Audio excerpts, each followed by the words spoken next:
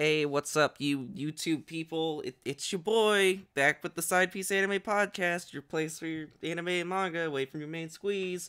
Today we have Angela, Hello. and we got Jason. Yo. Oh, just the yo today? That's odd. Uh, today we have a very special guest. We got EastBlueLou hanging with us. How's it going, man? Going good. What's up, guys? Man, it's a special day. It's a special day for sure. Today we're doing the last two anime episodes. We're doing those. We're gonna talk about read through the manga chapter, and then we're gonna talk a little bit about EastBlueLou and have some special trivia time. Sound good, guys? Sounds amazing. Sounds I good. can't wait. I've been really excited for today. Yeah, man, definitely. Man, I am all over the place today. All right, but real quick, how did everyone feel about the latest episodes of the chapters, or how did everyone feel? Was it pretty good? That's tough because it's like I don't know where to start, whether with the anime or the latest chapter, because they both were fantastic for sure. Dude, the anime right now is starting, like, whenever I'm like trying to get people into One Piece, the thing that most people are like saying is like, oh no, Toei has so many inactive frames, blah blah blah, they just sit still for 3 minutes because they're lazy. And One Piece has gotten so much better about that recently.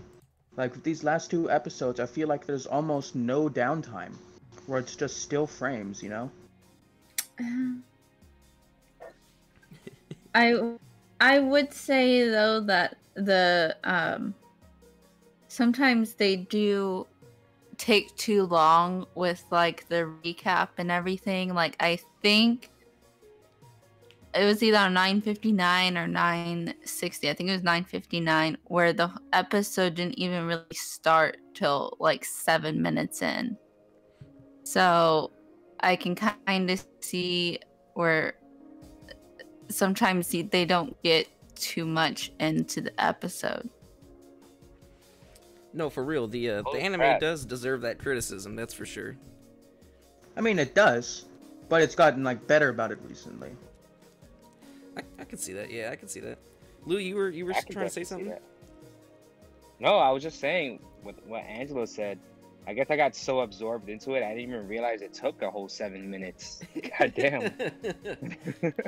Not on all of them, like just on some of them. I think 9:60 was like 2 or 3 minutes in. Just some of them, I'm like, okay, get to the point. Yeah, I think with 960 we had like a good, the normal opening, then a quick little recap of what Kinemon and everyone else is going through. So it wasn't too bad for that, thank God. Yeah, man. I think what they did different with 959 was they added new information before the title card that we didn't see in 958. Which is, it's better than just the regular recap, but I also kind of want to get into the episode because I feel like the episode's shorter. Actually, I want to start off 9:59 because I actually have a really big question that I realized when I was watching that. Sure, yeah, let's get into it. So we start off the episode, we go through the intro, which, by the way, the OP right now is amazing. I love it. And we kind of flash back to 25 years ago, where it's just Roger and everyone on a ship just drinking and goofing around, Like they're just drinking. Odin says he's happy he got to come along. Roger's like, oh, what are you talking about? We're happy you got to come along. And then he kind of gets into a small brawl with Crocus, where Crocus is like, dude, chill out, you're drunk. And Roger's like, fuck you, I'm not drunk. Basically. I love seeing that. Like every time I see Roger on the screen, I'm loving it because we've been watching this series for so long, and at the same time, we still don't know much about Roger. So any little bits like that is just it's amazing to me. Man, there were some people who were upset when they like saw Roger like that because they're like, man, he's the king of the pirates. Why is he acting like that? He's so lame now. I thought he was so badass. And I'm like, dude, it's One Piece. He's amazing. He's an amazing character. Yeah, the same people. Those are the same people who think like Zoro is badass whenever he's not fighting, all he does is sit around and drink.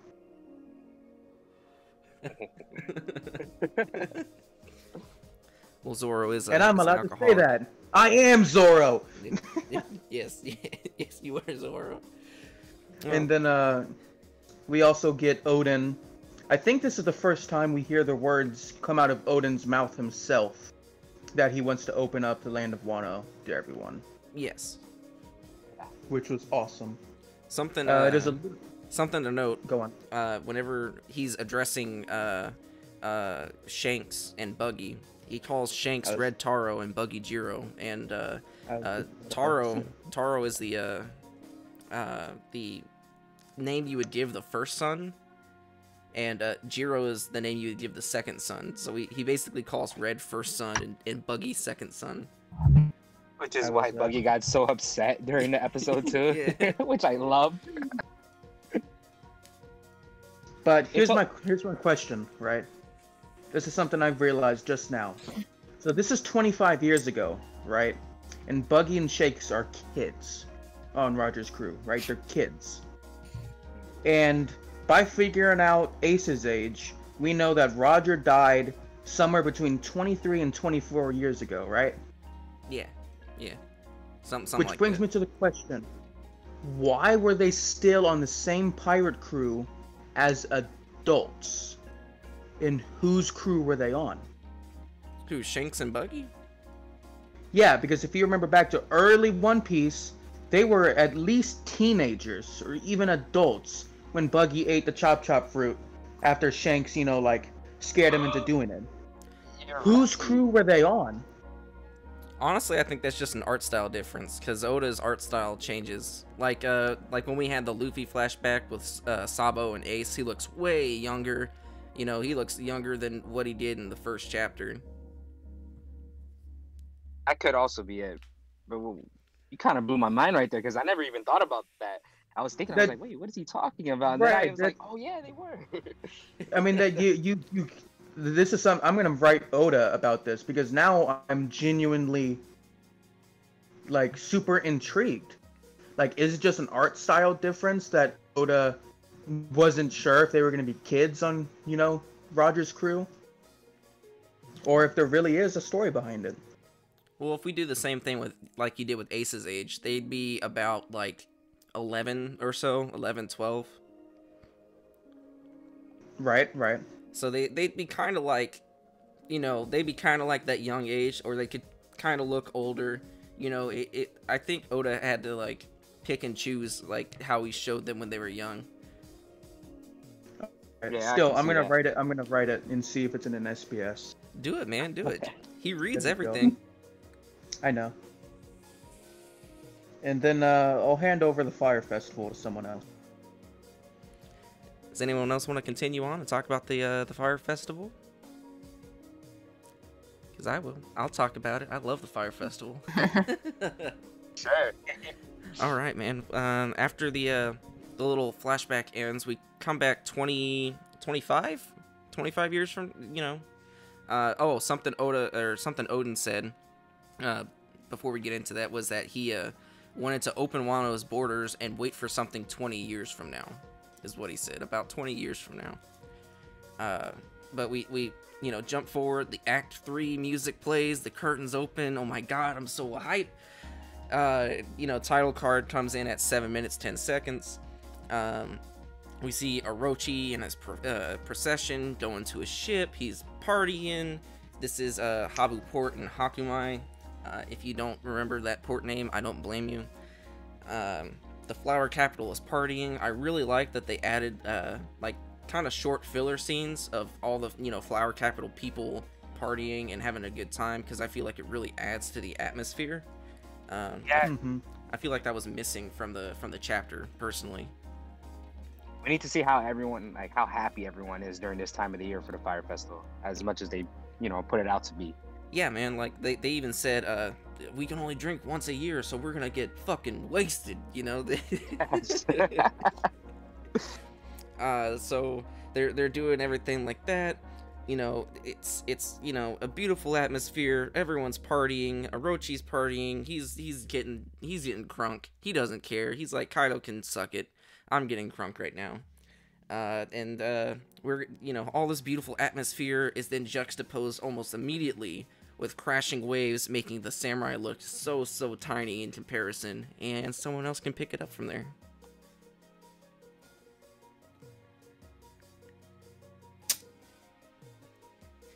Oh, I see. I guess I can. I don't know exactly how accurate, and I don't go into too much detail. So let's see. I think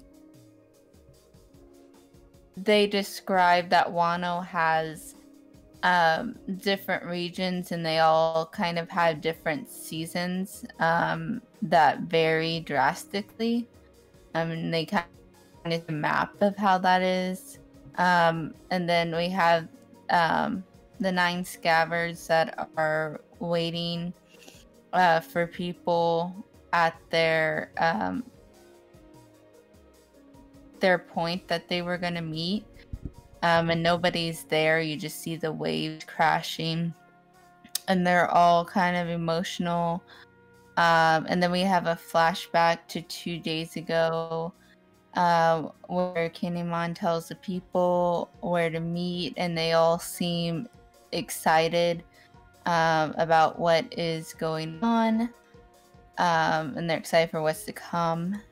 One thing to note is that people called Usopp a great shipwright, which I thought was kind of funny. And then we kind of see the Straw Hats received samurai gear. It's kind of fun to see them get all dressed up, and Luffy looks kind of definitely got their fun. drip up there. And then we see some fighting with Sanji and Zoro, which is always fun to see. Sanji tells Zoro to put on gear since his bounty is so low, and you see Zoro get mad, and he ends up like cutting Sanji's cigarette in half with the sword, and then Nami comes to break it up. I just have one question. Sorry to interrupt. No, you're fine. When was the last time we actually seen Sanji and Zoro argue like this? Like, I missed it completely. Yes. Oh my god, at least Dressrosa or before that. I thought so, and I was like, It's just been seeing a this long again. time. Yeah, it was great seeing that again. It was amazing. Someone else want to take over? Sure. I mean, that's pretty much the end of the episode. Yeah, we get to the end of the episode right there. A little bit after, we get Zoro reassuring Luffy. Luffy's still a little bit worried about Jinbei. Jinbei hasn't returned. And reading this point when the chapter came out for this, I was even concerned. I was like, where the hell is Jinbei? You got Big Mom, she washed ashore. Where's my boy Jinbei at? But, you know, then we get a little bit later on in the episode. You do have the scabbards at the port again. And this scene right here, it tugged at my heart. I feel for Kinemon. I was like, yo, my boy, he's waiting for all the allies. He worked hard for everyone. They've been waiting for this moment, and no one's there. It was really a crazy episode. Man, it was emotional, man. When I was reading it and when I was watching it, I'm like, dude, because I know a lot of people don't care about the scabbards, and I'm like, how can you not care about the scabbards, man? They're amazing. Really? Right? I didn't even know people didn't care. Like, I love the scabbards. They're definitely, one of my favorites. They're in One awesome. Piece. They're easily my second favorite non-Straw Hat group. Yeah, I think people Right are after bugging. Big. So there was like one other little part to the episode. I can't really describe it, but it does show Kinemon's wife. If Right. anybody Yeah. wants to talk and touch on that, but I think that was an important scene. Yeah, so Lou, you wanna finish it off? yeah. Lou, Uh-oh. Lou, you good, boo? I think Lou's having some mic troubles. Yeah, I think so. I think so. Sometimes Discord is like that. If you like exit out and come back in, it should fix itself.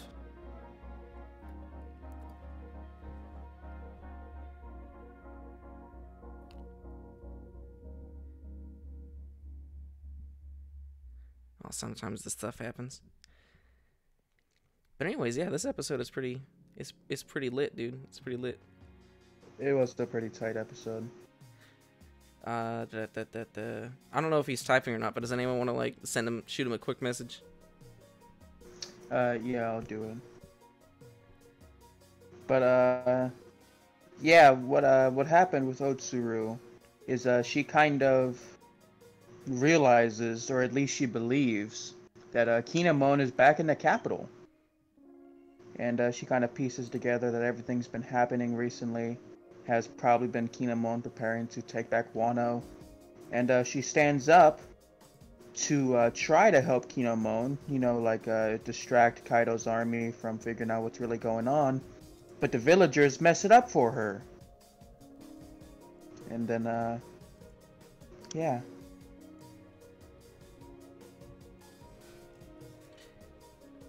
Here, I'm sending. I honestly hated that. When she tried to protect Kinemon and everybody, but the villagers just had to be good people. Try to protect Otsuru.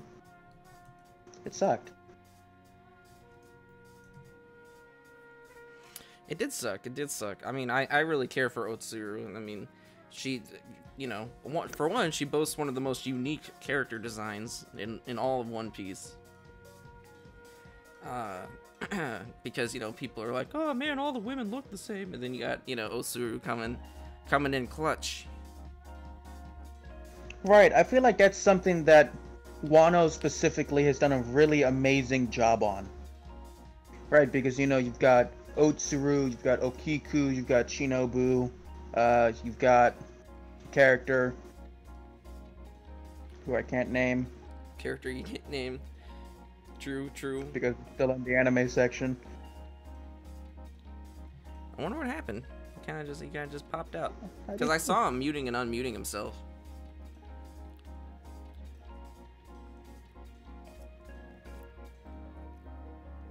But yeah, it was a really dope episode. It was a really good episode, Just, hey, you're back! Can you guys hear me now? Yeah. Yeah. Oh, cool. I was talking. I didn't know I think it was my internet. I'm sorry, guys. No, it's fine. Sometimes Discord does that where like it'll kind of like soft deafen you for some reason, and you can't hear anybody. And if you just leave the call and come right back, it'll fix it. Oh, okay, cool. Yeah, it's strange. Sometimes it happens to me and Jason. Yeah. Meanwhile, I was like fighting with my internet right now. I was like, what's going on right here? Never happened to Angie though. That's weird. I don't know, man. It's a little bit suspicious. I mean, I've had problems before. Like, I can't do anything else on my laptop while I'm on Discord, or it messes it up. Yeah, it bugs out. But yeah, we just finished the recap. We talked about Otsuru. How do you feel about Otsuru? Otsuru. Oh, I think she's the GOAT, leading away the enemies. Just for her husband Kinemon. Like, she's awesome for that. Man, she's the GOAT. Yeah, hell yeah. It's funny too, because I watched the latest episode recently, and I forgot how different Otsuru also looked back then in the flashback. And I was like, man, her and Shinobu. Yeah, Not that she looks bad right now. Otsuru's still a great wife. So. Yeah, man, we love Otsuru here, We mentioned it while you were having a little bit of troubles, that something I think Wano has done really good with is that, there's a big complaint that all One Piece women look the same. But then Wano comes out of nowhere and it's like, yo, all women look the same? Here's Okiku, here's Otsuru, he's Shinobu. That is true because we always get the One Piece woman looks the same with the hourglass figure and things like that. So you're 100% right. And I love that because that is one of my biggest complaints about One Piece when I first started. Every time I hear that, I'm like, did you watch the first episode? Did you see Alvida? Did you see Alvida? Yeah, but then Alvida changes back to the stereotypical. Yeah, but she's barely seen again after that. She was way more important when she was big and hefty. Hey, here's an interesting fact that nobody realizes. Alvida only claimed to be the most beautiful woman on the seas before she got all slender and hourglass figured. When she ate her devil fruit, she never once said again that she was beautiful. What were you trying to say, Lou?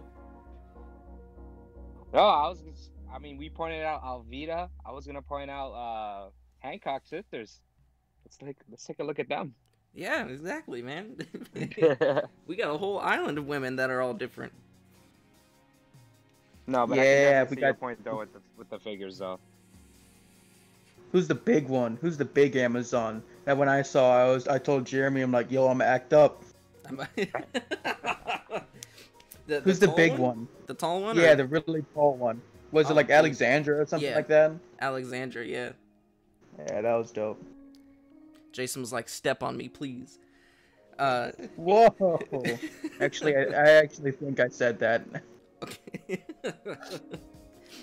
Oh, man. All right. So that was 959. We can go on to 960, which is titled The Number One Samurai in the Land of Wano. Here comes Kozuki Oden. So yeah. Angela, you wanna start this one off? Hold on. Okay, I'll try. So, it starts off the night before the great battle, and I don't know. I got kind of confused during this because I feel like we're going back and then to the present. It's weird. So we have Orochi and Odin. From what I saw, people were throwing bombs at the Thousand Sunny. Is that right? Yeah, Orochi was ordering a bunch of bridges and ships destroyed. Yeah, Orochi, he has a lot of bridges to be destroyed so no one can leave. Orochi finds out that the 9 scabbards are alive from 20 years ago. And then we kind of go back to the present. And Kinemon wants to set out on a small ship. Because if they don't go, they'll have to wait a whole another year to be able to go through with their plan. And he kind of tries to ask for permission to go from Momonosuke, but Momonosuke is begging him not to go. And you can see that they both get pretty emotional through that scene. I don't know if it was just me, but I thought that it was a lot more emotional in the manga when I was reading this. I also felt that. I agree too, because we had I think the chapter before this, it ended with just the curiosity of what happened. Where's everybody? Where's all the allies? And then we get to read this scene. And it's like, man, is it over right here? Like everything they worked so hard for. I mean, we knew it wasn't gonna be over. We knew everything was still gonna happen, but you know what I mean. Yeah. Something to note is that Orochi still hasn't seen the Akazaya 9. He's just still hasn't. He's just, you know, relying on his spy and Faith, whoever that may be. And he also said that Yasue, he kind of threw a whole bunch of doubt in there and made him look like a fool. Then I noticed. Oh, go on, Lou. No, I was just gonna say a quick comment. He's definitely the most paranoid person I've ever seen in history for a character. He's held that grudge for so long, and you know what? I don't blame him because he was right in the end. So that's just what I wanted to throw out there. Something I kind of noticed was that Orochi had mentioned, "Oh, good job gathering 4,200 troops, huh, Kinemon or Akazaya 9?" And he's looking at this paper. And I thought it was interesting that this was kind of like you know, the first we were truly seeing that somebody was actually working on the inside for him and not just him claiming that somebody was on the inside. Yeah, man, like, because, you know, we've been fed word of mouth like he's doing that, you know, like he's getting all this shit, but now we're actually seeing it, and it's kind of setting in like, oh, he's actually not playing. This guy actually has connections. I thought he was just a big head. Bobblehead looking motherfucker. But you know, after we continue, and the samurai are looking pretty upset. Kinemon asked Momonosuke if he wants to live the rest of his life, if he wants to order Kinemon and the Scabbards to live the rest of their lives in shame, because they, you know, they're being ordered not to do something. And he says something very grave. He goes, "We want to be Lord Odin's subjects and samurai to the bitter end." And then we go into a flashback, baby. The best flashback in all of One Piece, in my opinion. Whoa, Yes. you're skipping something huge. What I skip? What I skip? Go ahead. Akabari Town and Otsuru were burned alive. Oh yeah. Yep, that is true. They were all burned That's alive. huge for Kinemon. That is huge. That's a lot of emotion on Kinemon's back. All he has now is Odin. He doesn't have a wife to go to if he tries to run away. Yeah, man, it's grave, man. It's some grim shit. Okay, now you can go to the best flashback in all of One Piece. Oh, I was gonna pass it off to someone. I think Luke bounced out. He's gonna bounce back in. Wait. Lou. Hello.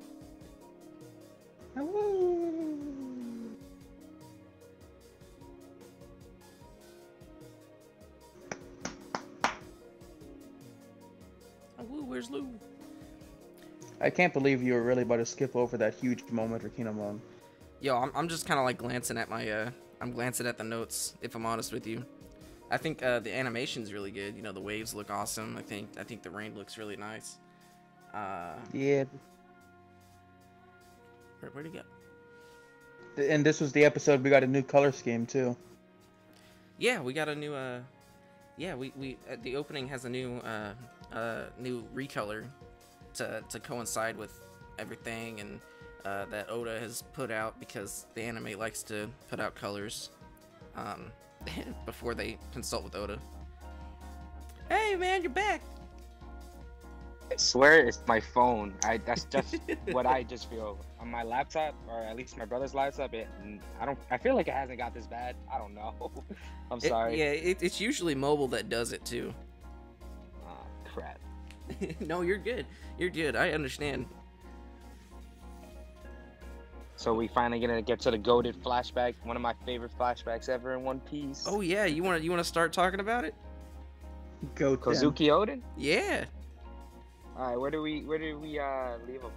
Like, we are we're just right at the now. beginning? Yeah, we're just now at the beginning. 41 years ago. 41 years ago. Okay, the man, the myth, the legend, Kozuki Oden. I think we start off, because I don't have the episode right in front of me right now, but we start off with Odin. We get to talk about how great he was I mean, I know I might be jumping off quite a bit, so you guys can jump in and fill in the gaps. Oh, I got you. Yeah. I mean, maybe next time I should have the episode right in front of me just so I can know exactly. But his father had a conversation with one of who was it that he was talking with? And I think it's like just a regular retainer. Regular retainer, right, okay. So the retainer is telling about Odin's success of everything he did from a young age. I think from like the first year he was born, he threw his nanny or something like that. He threw a rock at a bear to beat a bear. We had him take down a whole. Didn't he get thrown into like confinement or a prison, right? Yeah. And he took down the whole place, and I'm like, my God, all that. And I think about all this accomplishments he's done at that age, and then not that I'm putting any blame on Momo. I'm just saying, like, he got high standards to live up to when it comes to Odin. It's like, damn, dude, your dad did all of this, and at like what, the age 8 to 10? Yo, dude, everything you mentioned was from like age 1 to 6. Oh my God, look at that! And how old is Momo right now? I think he's like 8 or 9 or something. He's a kid. Oh my God! So that's pretty high standards he has to live up to. It's really high standards. We also cut to Kinemon. When he's a kid, we see him being a town thug, and we see Suru when she was young. And I think Kinemon's blonde. Yeah. Or at least from what I remember from the episode, I'm like, holy crap, it's a blonde Kinemon. Yeah, man. When I was reading the chapter, I was like, Kinemon with what, like hair? What color hair is that? It's all white. But yeah, Kinemon's trying to, do all that. We see some thugs talk about a white boar. We, continue talking about Odin, and like at age 8, he like took down a gambling hall. At age 9, the Yakuza sent out like hitmen and to like blacklist him from the gambling, and so instead he decided to slaughter a bunch of them. So that's how he returned the favor. At age 10, he got sent off to like stonemason camp and came back a better person. At 14, the Wano decided to have a drought for no reason, so Odin wanted to help. He changed the direction of the river, and then that ended up flooding everything, so another warrant for his arrest got issued. At age 14, they at age 15, he got a house in the mountains and started a harem, and then everyone got pissed off because everyone who went to the harem went willingly, and when everyone went to come and take their women back, he decided to have a war with them, and it was called the Harem Wars. This dude was an absolute Chad. He was indeed a Chad. And you're skipping over something huge. We got new eye catchers, bro. Oh yeah, we got new eye catchers, man. In the middle of the episode, new eye catchers. We see awesome. we see some good like new outfits for the Straw Hats that we see in the openings, and we also see on the second eye catcher we see Odin and Roger and I believe Whitebeard. It was dope. I was popping off. Yeah, I was pointing. Look. But now Odin is 18, and with that age, Jason, you want to take it over from there? Yeah. When it kind of cuts over, we see Odin is at some dude's funeral, and he's making Odin on the fire that they used to burn this dude's body. And all the people around him are like, dude, what the hell? This dude's being like a massive dick right now. What the fuck? Right? And Odin's just chilling there, eating his Odin. Right? And this is like happening while his retainer is listing off all of his deeds. And then finally, Odin's father is like, whatever, dude, just shut the fuck up. Give this paper to him. And the paper was a notice of disavowment, which basically meant he was disowning his son, which was going to be huge for Odin. And then we cut back to Odin. He finishes his Odin, and he even like drinks down all the boiling broth, and he like grabs the what do they call it? I know there's a specific name for it. He grabs the big metal pot thing, right? The hot and pot. He drinks all of it. Yeah, the hot pot, and it's super hot. Like we can see, like even his hands like sizzle from touching it, but he doesn't care. He drinks it all, and then it's actually revealed to us that Odin knew the person that the funeral was for, and he kind of has a badass moment where he pours out sake to put out the fire, and says next time we drink together it'll be in the afterlife. He puts down a little stick of incense for him, and everybody who was like, dude, what the fuck are you doing? You're being a big dick right now. Was like, oh my god, he's so cool. And we even saw that like all the women that were there were like fawning over him for a little bit. Yeah, man, like everyone was thinking he's just a terrible person, but he just wanted to share a last meal and a drink with his buddy. Yeah. Like that. I think on my notes I said Odin is a dick, and then I put the notes of what happened with like the harem war, and then I put quote Odin is no longer a dick. That is basically what happened. Yeah.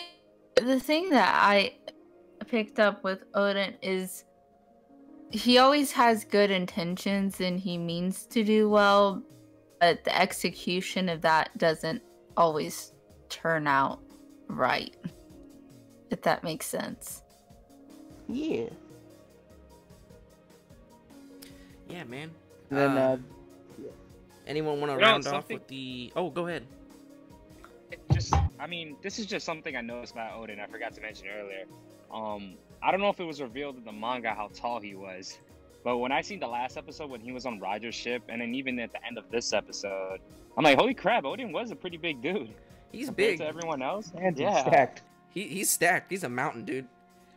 Yeah, for sure. Did they ever reveal his height officially? I'm not even sure. I think they did in the Vivre cards in Japan, but I don't think they did in the manga. Man.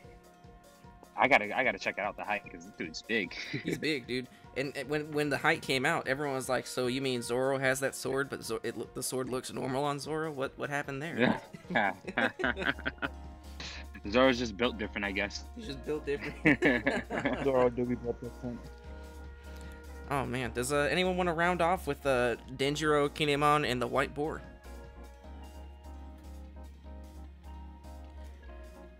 I could do that. I like the White Boar. I'm not bored at all. I'll do it. So we cut to oh, by the way, Hyogoro. Oh my God, Hyogoro. These names, man. He issues his Yakuza soldiers to go after Odin because they pissed him off again. And we cut over to the flower capital, and this kid scams someone out of money. He's like, oh man, I want this pot, here's 3 silver. Oh wait, no, I want this other pot. So here, here's 3, I gave you 3 silver, and then here's this pot that's worth 3 silver, so I'll take that. And the shop owner's like, oh yeah, that makes sense. Which is like I don't know how smooth he did it, but like, holy shit, if I could do that, that would be awesome. So about to do that for a PS5, just to secure one again. Put it in the PS5 fund. So we find out that Kinemon knows this kid. It's Denjiro. He's been name dropped before as being another one of the Akazaya 9. But we actually see him as a kid. We see someone ringing a bell, and Odin's like, oh man, there's a fire somewhere. Oh yeah, that's right. And he, the police officer who's trying to arrest him is like, well, you can bribe me if you don't want to be arrested. And Odin's like, nah, I'm good. He just keeps walking. So we cut to Denjiro and Kinemon talking, and Kinemon, who was chased out by Yakuza, was holding up this white boar, and Denjiro's like, you're stupid. Now you're gonna bring something over here that is gonna mess up the entire country. And he's like, what do you mean? We cut over to this giant white parent boar, who people call the mountain god, and this dude is just destroying houses like it's nothing, trying to find its kid. And Odin like eavesdrops and jumps down like a badass, and he's like, hey, I want it, give it to me. And that's how the episode ends. But on the episode teaser, we see some more young Akazaya 9. We see them all meeting up. we're balls deep in this flashback. I'm excited.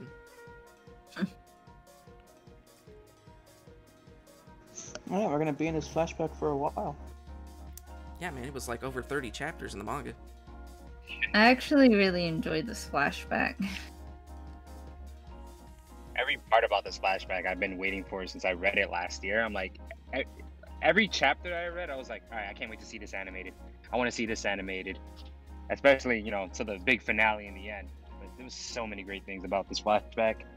Dude, it's so good, and with the Wano art style for the anime, man, it just makes it so much better. Yes, it makes it 1,000 times better. And now we don't have to have people complaining saying, One Piece art style, just look at it. Because I remember reading a lot of that for Whole Cake Island and etc. Man, I loved Whole Cake Island. That's my favorite Right? arc in One Piece.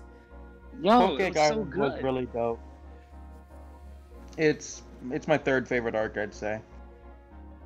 I can't blame you. It was fantastic. I just couldn't believe Right it. after- I didn't see a problem. Right after Dressrosa and Innie's lobby. Everyone loves that Ennie's lobby, man. I'm more of a fan of Water 7, but everyone has their favorite. But It go ahead.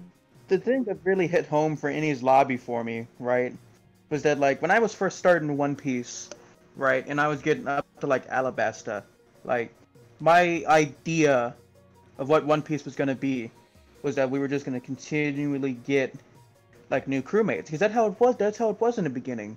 Was new arc, you got a new crewmate. That was how it was. And then we got Chopper, and then we were like down for an arc, and then we got Robin, right? And then we went so long without getting a new crewmate that I thought this was it. I thought this 7 was gonna be like it for the entire show. And I remember meeting Frankie and being like, "Yo, this dude fucking sucks." and then we saw more of Frankie in Innie's lobby. And I remember him being part of my favorite opening of all time, second favorite actually, OP6. And I remember telling Jeremy, "Yo, we're getting a new fucking Straw Hat." And I don't know, Frankie is one of my favorite Straw Hats, so I guess that just had a big impact on why that arc is so huge for me. All I hear clearly is "Hashirase." When soon as you said opening six, I fucking love that opening so much. You know what's crazy? I love it too. I think it was the opening just before that, opening 5, where I really started to fall in love with the openings. Yeah, when I really started to fall in love with the openings for One Piece, I saw that, and I love the episodes. I'm not downplaying it, but every time I would finish episode, I'm like, all right, time to start the new episode so I can listen to the new opening. Opening 5 just sounds crazy. I think the only opening I don't like is Wonderland. There's 2 I don't like. It's Wonderland and Crazy Crazy Rainbow Star.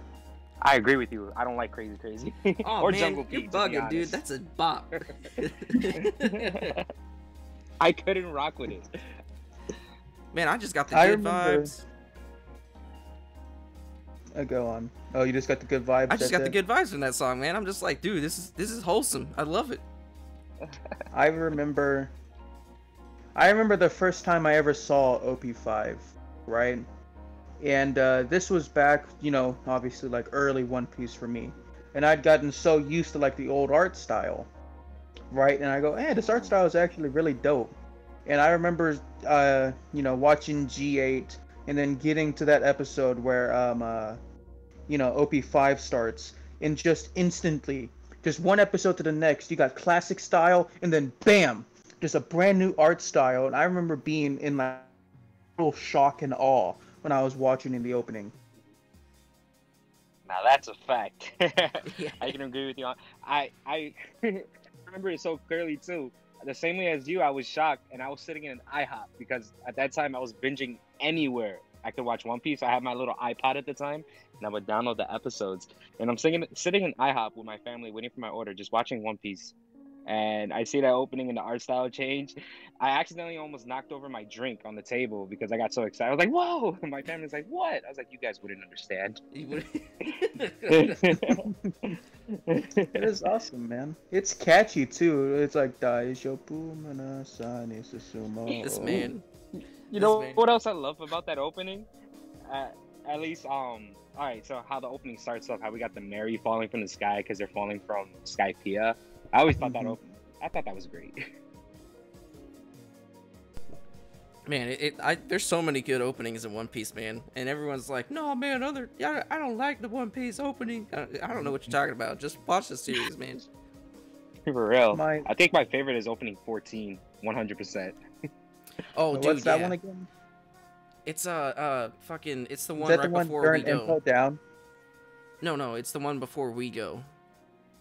It's Yeah. So the No, that's not the impel down one. It's it's That, fucking when Ace like pushes Luffy's back at the very end of it. oh, that It's one. the one that hits you in the feels, man. Yeah, Dude, that I was was a really balling, good man. I saw that and I was like, oh my god. And not only that part hit the hardest for me, but not only that, like you see the flashbacks of the crew joining Luffy and they're all walking together. I was like, oh my god, this opening, Yeah. I cannot get enough And of like it. you get little snippets of like all the other crew and their struggles too. Fight Together, that's the name. Yeah, we fight together. Yeah, man, We fight that's a pop. That the same person who That's did awesome. that did Hope. Yes, I do remember that, and you can definitely hear it as you're listening to Hope. I'm like, man, I like Hope. I wonder why I like Hope so much. Oh yeah, because they made the other song I like so much. My favorite's Hard Knock Days. That's a bop. I like that I one. can respect that. Specifically just because I just love the animations. Specifically there's the one where like you know, they're all in the air and they're beating up the sky, right? But when Sanji goes into his like flaming chef mode, the music actually stops. Yeah, Which it's I a good love. one. It's a good opening, man. Me personally, I just like all the different Hitadani songs, like We Go and We Are, and I like One Dream. Oh no, Over the Can I Top. be honest about One Dream? I mean, Over the Top, yeah. One dream. At first, I One hated wish. Over the Top. I'm not gonna lie. Well, really? And then, yeah, I don't know why. Like, I thought about it as soon as I started liking it. I was like, why did I ever hate this? It just popped up in my YouTube one day, and I was listening to it, and I was like, wow, am I crazy? This is a bop right here. This thing's amazing. Like when the song first starts out, I was like, okay, what's happening here? And then it picks up immediately. I'm like, oh, okay, I'm into this. All right, I'm here for it. Oh, yeah. Oh, I can think of one more I didn't like. What was that one I told you, Jeremy, that I didn't like? And you were like, dude, what are you talking about? That's made by the same guy who like defined One Piece openings. Oh, the Hitadani. Oh, it's the one. Ah, fuck, it's the one right after Hard Knock Days, where it's Yeah, it has the opening guitar solos in 19. it. It's shit. What is it called? I can't remember what it's called, but it's the one where like they're looking at all the poneglyphs like falling down around them and shit. Isn't it We Can? Yes, Opening 19? yeah. Yeah, We okay, Can. okay. I'm like, how do Yeah, I you don't not know. like that? I didn't like We Can. Hey, man, I'm not gonna lie, I'm with you. I didn't like it either. Oh man, oh man. Where's Tanner? Tanner. Yeah, like Tanner's gonna share your opinions on OPs he hasn't heard. He will. That's just who Tanner is, man. Oh yeah, that one. I love it. I thought it was okay. The arc, though, for Zoe. The art was Love. awesome. Man, but you know what's even better than the art for the anime? The art for the Art manga, for the my man. manga. Yes. Yeah, let's get into that chapter, man. Oh, I'm excited. Let's do it. I got it pulled up right here. It's chapter 1002. That's crazy to say. Four emperors versus the new generation, and we got a reader request again. It's Lucci feeding pigeons in the park, you know, he has a bag that says Hattori on it, and Hattori's, you know, he has a bump on his noggin, and he's looking like he's crying, and Lucci doesn't give a shit. That's basically it. But yeah.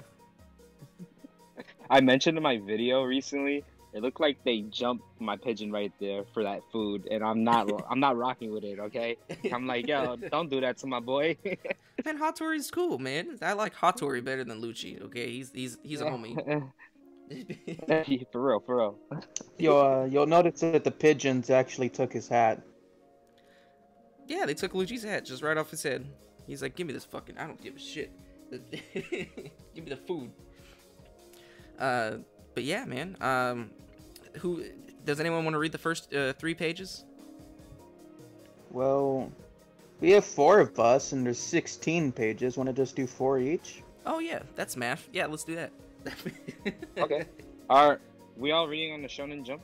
I'm on the Shonen Jump app right now. Yeah. I am, Okay. yeah. All right, cool. Yeah, yeah. And any takers for the action that's gonna be ensued?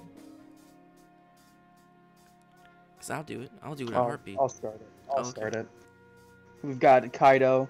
He's I think this is his first debut of this move actually, Demolition Gust, where he just lets out a big burst of, I don't know, what is that, sonic waves or something, destructive sonic waves, or is that him just physically blowing air so hard that it cuts stuff? I believe it's the same attack that was used to cut Okiku's arm off. It's just this time he named it. Yeah, I right, think about okay. same. And we noticed that it kind of fucks up Kid's like mecha armor, and Killer's like, Kid, and Kid is like, dude, shut the fuck up, it's just scrap, like, I'm fine.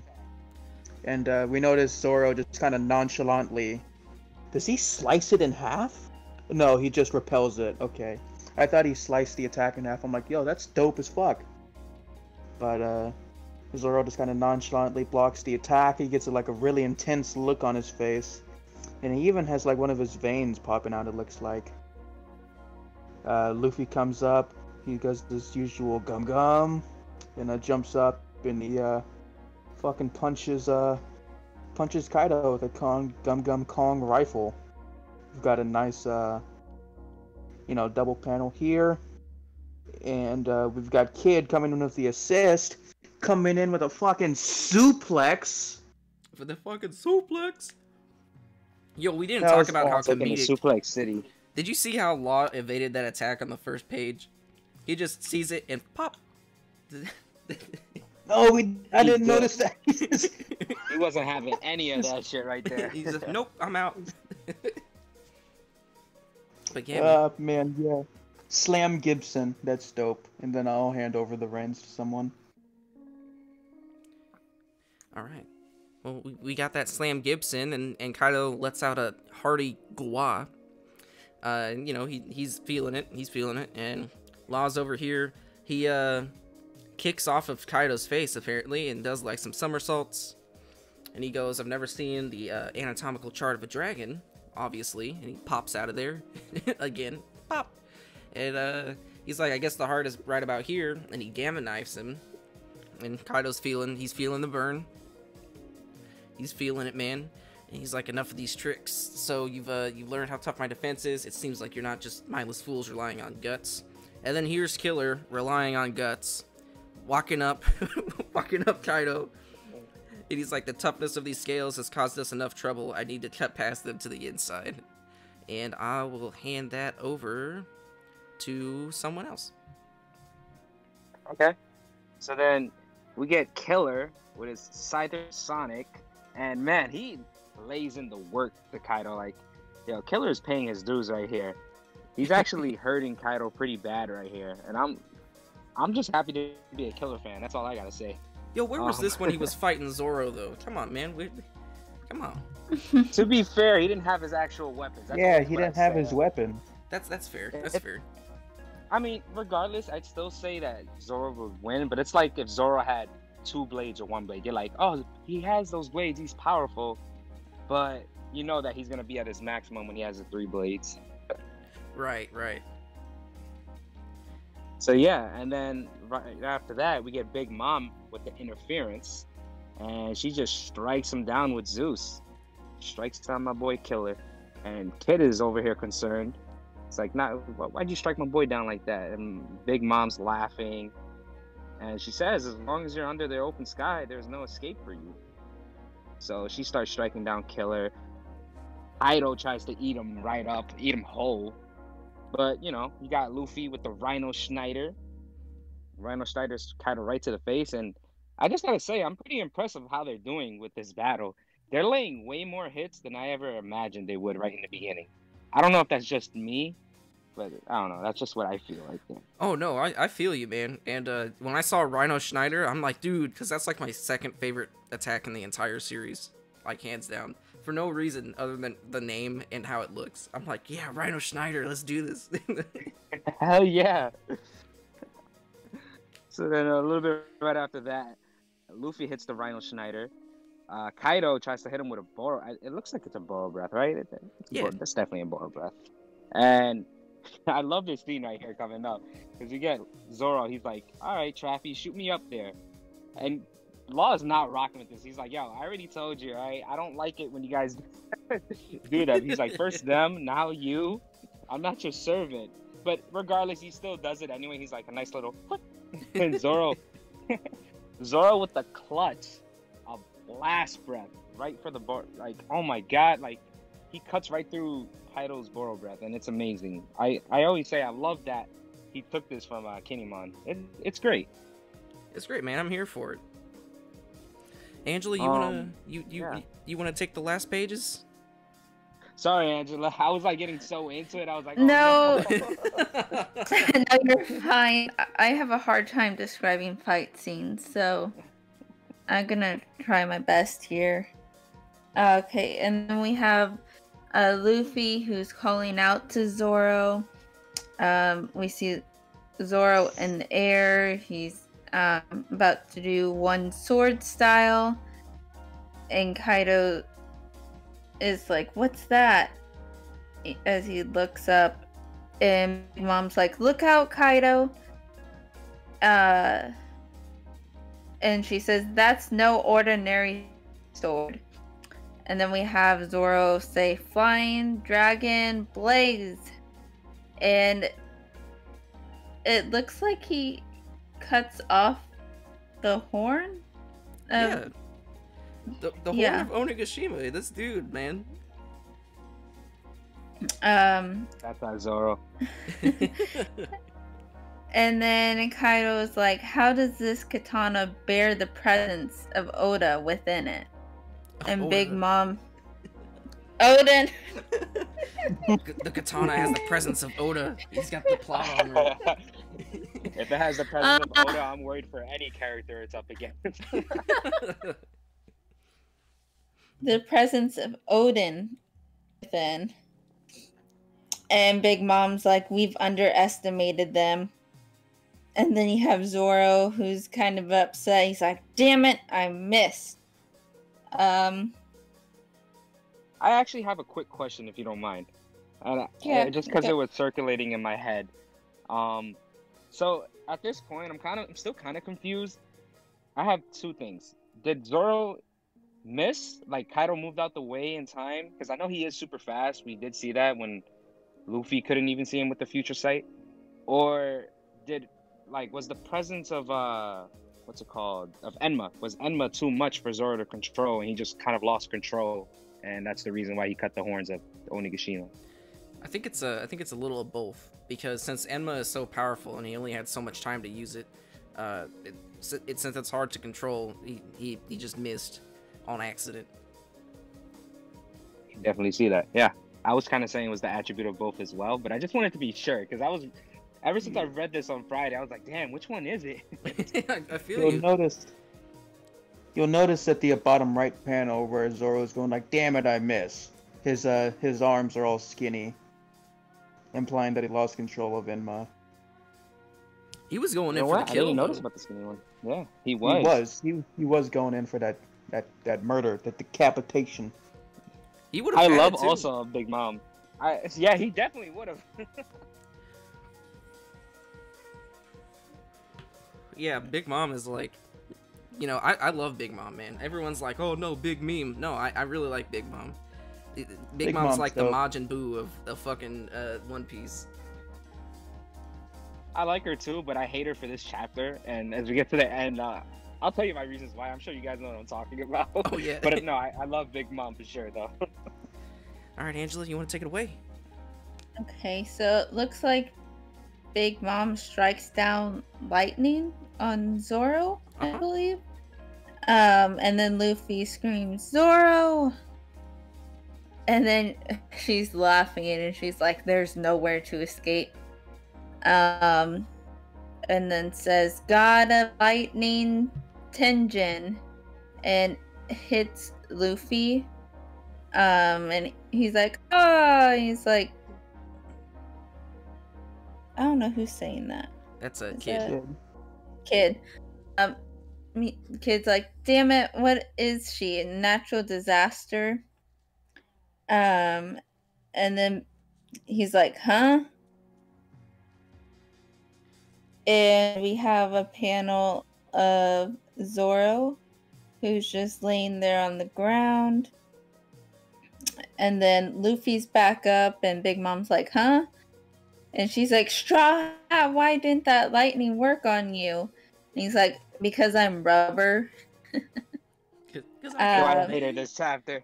It I'm kind of, it just takes me back to Skypiea. Yeah, Skypiea. I agree with you. I thought of Skypiea immediately too. And she's like, you're gonna pay for what you did to them. And she's like, blast breath, and Luffy's yelling, ah. Oh, was that 3? What? Oh, that was 3. That was 3 pages, wasn't it? Yeah, someone wants to finish it off again. Lou, you want to take the honors in finishing with the last 2 pages? Sure. Hell yeah, I'm down. Can I just mention something about what Angela just read? Yeah, absolutely. So, this is another big takeaway for me. Big Mom, if I'm not mistaken, she's kind of sweating right there when Luffy was saying, you're going to pay for what you did to them. And I love that, because up until now, I feel like Big Mom has not taken any of them serious. It's always been like, oh no, they're lower than me, they're just lowly pirates. But ever since with Zoro and Luffy right now, she's seeing what they're capable of, and it's like, yo, I better step up my game a little bit right here. Oh yeah, absolutely. Absolutely. Because fuck, man, like, Luffy, he's the proclaimed 5th Emperor, and everyone's like, no, you're not the 5th Emperor, and now he's proven it right here, like, right before our eyes. Yeah, I'm not gonna lie, I was kind of one of them. I was like, I wasn't hating on him. I was saying, oh, cool, 5th Emperor status. I can see how it was manipulated at the same time with Morgan's. But right now, he's really proving it by beating up Kaido from what it seems. And yeah. Big Mom's about, yo, I can't wait till I see the first hit, like the first major hit on Big Mom. Oh, I can't wait. I can't wait for Luffy to go Snake Man. Oh, dude, please. Yo. Please. It's gonna be dope when Luffy goes Snake Man. Because, like, we gotta think, like, Luffy's popping off now. Homie, this ain't even his strongest form. This ain't even my final form. It's not. It's not. Like, you imagine how disrespectful it's gonna be when Kaido figures out that Luffy has a stronger form? He's like, yo, this homie really just pulled up on me, and didn't even pull out his strongest form from the bat? Yo, this man's mad disrespectful. That's true. Oh, man. Man. But yeah, we get, ending the chapter, Kaido hits Luffy with a Boro Breath, and Luffy, not even a minute later, he goes right through the flame, and Kaido's shocked. He's like, my flame doesn't work either? Why not? I don't know why he's so surprised about Big Mom's attack, considering he's rubber. I kind of figure, I'm like, you guys are Yonkos, but you know he's a rubber man. Right. Why are you going to be surprised about that? But, yeah. So, Luffy's like, in the best way possible, it's guts. And he hits a Gum Gum Kong Gatling to end the chapter on Kaido. And he's just demolishing Kaido with punches. Look at that. I'm so hyped, man. You have no idea. I'm so hyped. Oh, shit. God. February 7th. That's a week from now. No breaks, baby. Oh, yeah. That's part of the chapter as well. Oh, my God. We also saw Kong Rifle, which I don't think we've ever seen in the series before now. I don't think we have. No, I don't think so either. I was surprised when I read it. I'm like, wait, did I read that right? Kong Rifle? Yeah, I kind of had to do the same thing because I thought it was just regular rifle, and no, it was actually the Kong Rifle. I'm so hyped, man. I'm so hyped. I can't wait for this. I can't. Oh shit. Now, do you guys think think that we're they're gonna have gonna their get- counterattack? I think that they're a little stumped. I think for at least for Kaido, I think he also has another form. He some sort of zone hybrid that we haven't seen yet. Mm-hmm. But I don't know about Big Mom because from what I can see, no one's going after Big Mom. Everyone's ignoring her. The disrespect. Yeah, imagine that on the Big Mom. You think we're gonna see a Red Rock Gatling? I hope so. Oh my dude. god. Or honestly, I think this is a mouthful. I don't think we're gonna get Red Rock Gatling. I think eventually Luffy's gonna go Snake Man because that's how things like this turn out. He gets knocked out. Oh no, everyone has to buy him 10 minutes so he can go Gear 4th again. But it's more like 8 minutes now or something like that because he's trained so much. And we're gonna get Jet Red Rock Culverine. Jet Red Rock Culverine. That is a mouthful, but I can see something like that happening. I think we're gonna get Jet Red Rock Culverine. If he does do that, I'm coming right back to you. I'm like, holy shit, you're right, dude. That would be I'm amazing telling to you. see. It would be so awesome. Can you imagine how just amazing that's gonna look? Just like normal Jet Culverine, but he has that like aura around it. Oh my god! Just thinking about it once make Especially it with happen.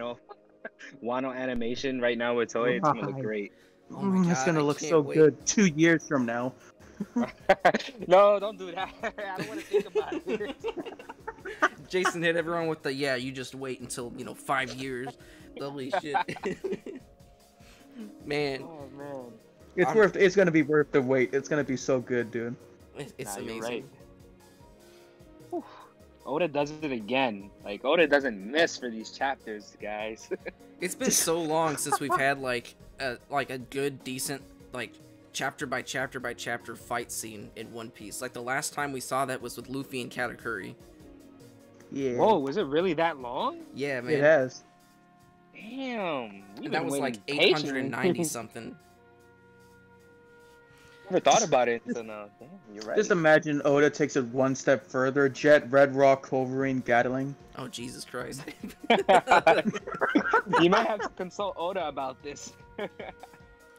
He probably shortened the name somehow, or I don't know. Oda kind of just pops off and does whatever the fuck he wants. Maybe he will do that. Jet Red Rock Culverine Gatling. But damn, like Luffy's out for blood in this chapter, dude. He doesn't give a shit.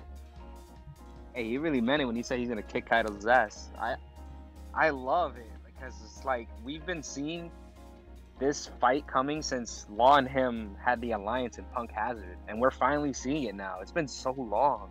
I've been waiting for this dude for like years. For years, man. I knew that Law, Kid, and Luffy were eventually gonna team up and do something crazy. Ever since Sabaody, dude.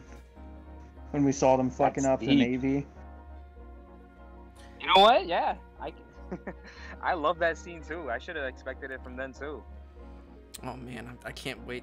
But not to throw shade on Zoro fans, but shame on Zoro for saying I'ma kill Kaido and then immediately getting taken out. That's like Jesus. He didn't get taken out. I don't think. Here's one thing. I disagree with Angie on that panel. I don't think he's on the floor. I think that's just a panel of him, like, being actually shocked, like, in the air still. That's Like, you can see, like, he's That's still Law. awake. What? Oh, that is Law. That is Law. You can see his feathers. You can see his dopey feathers, man. Don't worry, dude. I thought the same thing. I thought that was Zoro for a No, second, you're too. good. Sometimes these panels are hard to read, but it's awesome, man. It's awesome shit. But yeah, So I have a question. yeah. In your guys' opinion, who do you think got MVP of this chapter? It's Zoro or Luffy? Even Killer for that amazing attack Killer did. Oh fuck, I think Of it's this Luffy. chapter? Yeah, I'm gonna have Luffy? to say Luffy. Luffy. He came in clutch with the Rhino Schneider. He ate up last breath. He did the Kong rifle. He did Kong Gatling. He just went in. All right, I can agree with that. I was gonna say, the first time reading this chapter, I was thinking to myself between Zoro and Luffy, because Zoro, you know, he put that fear into them, but at the same time, Luffy was the one that was standing in the end of the chapter. So yeah, I agree, 100% Luffy. Yeah, man. Like if Zoro actually hit like one of them with the attack, then it would be Zoro for me. But like since it missed and then he got like hit with the lightning, I'm like, nah, it's definitely Luffy this time. Odyssey's teasing us, man. I'm still. This is something that Jeremy mentioned to me once. Like when I first started One Piece, he's like, "You ever noticed how no matter what fight Zoro's in, he always has some form of a handicap?" No, yeah, he does. And that's still true to this day. Even now, with this fight, his handicap, he's not used to Enma. I was gonna think about it. Yeah, you're correct. Straight up, man. Damn. I hope he doesn't have a handicap when it comes to the Mihawk fight. What was his fight? I think that might have been disproven with his fight against Pika. I don't think he really had a handicap in that fight. He was trying to cut him out so that way he would stop rampaging in the city. And he was worried about all the other people that Pika was going after. Like, Pika was just ignoring him. Right, but that's not a handicap. Well, yeah, if you're protecting people, behind you and you gotta worry about them instead of doing what you gotta do. You feel me? All right, I'll give it to you. He's like, yeah, I mean, technically, yeah. But yeah, that was the chapter, February 7th. It's gonna be amazing. It's gonna be real. It's gonna be awesome. But since the chapter's over, we can head to the main event of this entire episode, which is talking about our boy who's with us, EastBlueLou. How you doing, man? I'm doing great. I don't want to take the main event. Main event was definitely in this chapter. All right, that chapter was so good. But thank you guys for having me on for this episode today. Man, you're so humble, man. I love it. But no, man, we're excited to have you on here. When I saw your comment on YouTube, I freaked the hell out. You came on the call like almost immediately. You saw how I was freaking out. Everyone was telling me to shut up. But no, I was freaking. I was like, holy shit. But yeah, I figured we could, have a little question corner comments, talk about how you got into One Piece, talk about what you're doing on YouTube, stuff like that. We'll ask you some questions. Does that sound good with you, man? Sure, man. I'm ready. Shoot. Yeah, man. So, you want to take it away with your One Piece journey? One Piece journey. Okay. So, my One Piece journey. As a lot of people, I watched One Piece back in the day, the 4Kids version. Hey, the one good thing that comes out of that 4Kids version is the opening. I still gotta love that opening for 4Kids. Oh, but dude, it's a bop. Yeah, it really is. I listen to it every now and then. But back then, I really didn't set off for me. I was more of a Dragon Ball kid. I still love Dragon Ball to this day. It's always been around me. I had a Dragon Ball birthday party at 2 years old, even before I was even reading or watching it. But I didn't really start One Piece, getting really into it about early high school. I would say about 2014. It was kind of I think it was the start of Dressrosa at that point. And around that point, I was like, all right, I need a new series to binge. I see everybody talking really highly about One Piece, and I'm like, all right, I gotta get into this because it just seems way too good. I actually had a friend who sent me the fight between Luffy and Lucci, and when I saw that, I was like, nah, this is definitely a journey I gotta go through. So unlike a lot of people, I didn't get intimidated by the episodes. They actually encouraged me more because I was like, for me, my thought process was it has to have this many episodes for a reason. It has to be really good for it to be this long and still ongoing to the day. So from that point on, I caught up and I was a big One Piece fan. I love it. Dude, I feel you, man.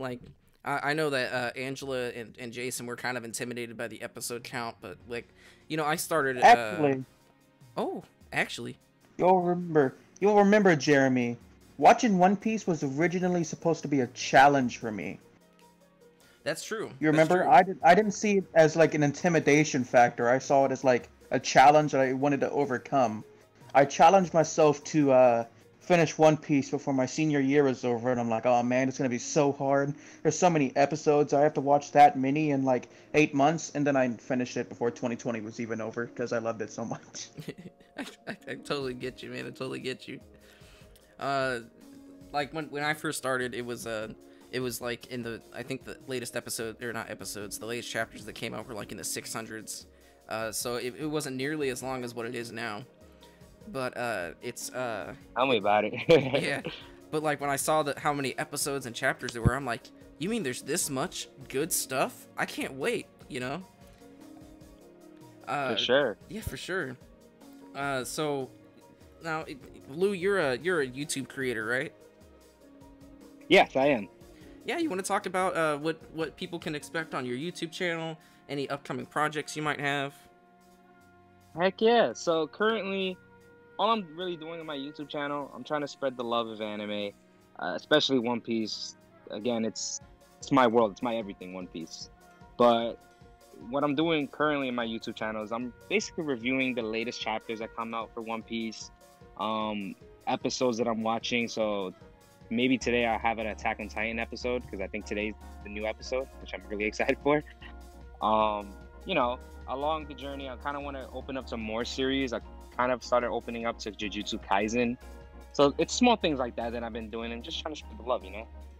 Yeah, man, for sure. Jujutsu Kaisen for sure is like a really slept on series. Like my friend who also did the music and the opening for this podcast, he you know, got me into Jujutsu Kaisen. I started buying the volumes. I'm like, man, this series slaps. I'm on it. Yeah, I'm only like on episode 3 right now, but from the first 2 episodes, I love it, and I want to catch up before the season actually ends. Shout out to your friend too, by the way. I actually love your opening. Oh, thanks. Yeah. Simi does some good stuff. His album recently dropped. He's like a funk soul type person. He's like really inspired by people like Earth, Wind, and Fire. You know, like the song that's like 21st Night of September. That whole thing. Yeah, I was just saying, do you remember? Yeah. That's awesome. Dude, I love actually to check him out. After this is over, if you could send me his thing, Oh, yeah. I would love to check him out. Absolutely, man. 2109. It's a really good album. Yeah, it's really good. Yeah, I'm a big music head, so I always want to listen to new things. So yeah, definitely, I'm gonna check it out. Absolutely, man. So with the YouTube thing, you're in an Attack on Titan. You're doing a lot of good things. I'm pretty excited to see your content. You know, I think I subscribed to your channel with the side piece YouTube channel. I'll share your stuff. We'll share your stuff. You know, because you got some good stuff coming down the pipeline. Really excited. Me personally, I'm really excited to see what you got in store. Really insightful person. So, you know, if anyone out there is watching, we will have the link to his YouTube channel in the description, along with his Twitter page. Check it out. You know, he's awesome, amazing. But I figured we could open up like the little question corner, the little SBS for Lou. Let's do it. I'm excited. Thank you, man. I really appreciate it. Does anyone want to go first, or do you guys want me to go first? You can go first. And you got anyone anything? else? Oh yeah. I don't have anything right now. Yeah, I think you did. Lou, what's your favorite arc in One Piece? Favorite art of One Piece? I would definitely have to go with Impel Down's art. Impel Down. Yeah. All right. Yes, Impel Down. I always say I love the art style for that, and everything from Impel Down all the way to the flashback with Ace, Sabo, and Luffy. I love it. It's my favorite. Man, I think Impel Down's like really slept on, you know, and I think that it's a criminal shame that people are sleeping on that arc, especially since our Lord and Savior Buggy the Clown is in it. Yes, Buggy D Clown. Buggy D Clown. Yeah, man. So recently in the anime, they touched on this a little bit. It was during the in between for Act 2 and Act 3. But they talked about how the warlords were going away, and that the government's special science group, the SSG, was cooking up something. Do you have any thoughts or ideas on what that would be? SSG. There's a lot of thought that can go into that. I'm just honestly, I'm like everyone else. I'm just really curious because if they have something as powerful as the warlords, that they're getting rid of the warlords, I need to see what it is. I mean, you know, before we had Kuma and the rest of the pacifistas, and they thought that would be enough. Clearly, it wasn't. So I'm just curious to see what it's going to be about. It has to be something really strong if they're getting rid of the warlords, especially Buggy D Clown. Especially, man, the best warlord. I have a pretty solid theory of what it is. Do you want I'm curious to hear you out. Yeah. It's got to be an ancient weapon, right? It's got to be. It could be. It could be. I can What else see could it be? What else could it be besides an ancient weapon? Man, this is One Piece, baby. It could be anything. It's true. Right, but do you really think Oda's gonna be like, hey, you know how there's so many plot devices that have yet to be filled because, you know, I'm specifically saving them for the last? What if I put something new in here? Yeah, there's like 5 years, according to his estimation, of One Piece being left, you know? I'm depressed about I don't know. There's so much left to cover. I can't see him throwing something entirely new into the fray.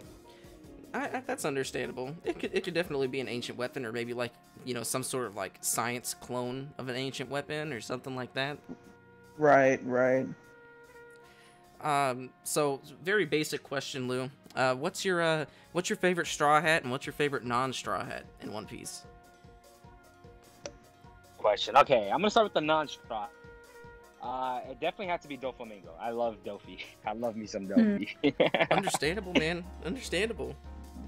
Dofi is just he's Heavenly Demon for a reason, and I can't wait to see more from him. He's locked up right now. I feel like he's gonna get out eventually. You know, he still has some secrets to the world. I feel like Oda didn't. I mean, he did at one point before Wano, because I'm not. Did Wano pass Dressrosa right now for longest arc? Because I know Dressrosa was really long, but I know Wano was eventually gonna be it. Wano's like 90 chapters right now, and Dressrosa was like 110.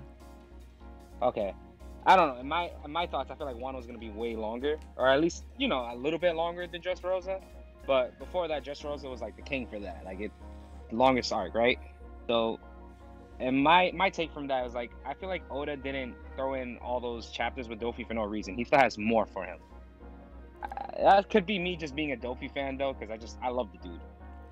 But going on with the question, favorite Straw Hat, it's always tough to answer that because they're all great. I'm gonna go with my man Usopp. Hey, that's the correct answer. I like that Usopp answer. Yes, I don't know. I feel like Usopp is slept on. Once he starts shooting hopefully some dongos from Tama's cheek, he'll be more. People will be more aware for how great Usopp is. I know I've said this before, but I truly believe that Usopp has the best character development out of all the Straw Hats. And I love seeing character development.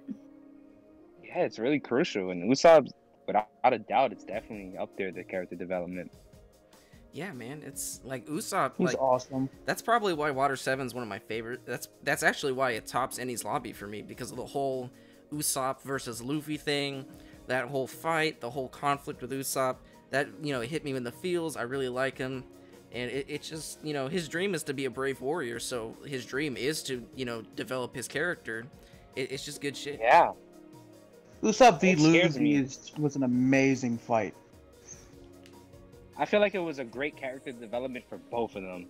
We know why for Usopp, and then at the same time for Luffy, it's like, no, I mean, Zoro made him realize as well, but you're a captain. You need to, you know, take this seriously now. We're not playing no games, as he said. And it made him really realize a lot of things. So, but Usopp is goated. Yeah, man. Yeah, man. What was that one line where he's like, "Ah, man, I bet that Gum Gum Bazooka would have hurt. Want to find out?" Oh shit. Oh yeah. I can't remember the line, but I know what you're talking about. You gotta love Soga King. Soga King. Yeah. Somebody has to sing the theme. Now, like you just said his name. Soga King, man, I love it, man. Shit, if I could edit this video on my computer, I'd add it in a heartbeat. I would add that shit so fast. Here's my thing, and this is probably an unpopular opinion, right? And this is, I know Jeremy is gonna disagree with this opinion, but I prefer the dub Sogeking theme to the sub Sogeking theme, simply because, like, when you're reading the sub for the Sogeking theme, it just feels so weird the way it's like phrased, like whether it's a mouse's eyeball lock on, like that's not a time where you should say weather. You know, I don't know. The sub for his theme just felt so weird to me. Are you talking about the translation, or are you talking about the song itself? No, not the translation. Like, it sounds amazing in either way, but like reading it just felt so off.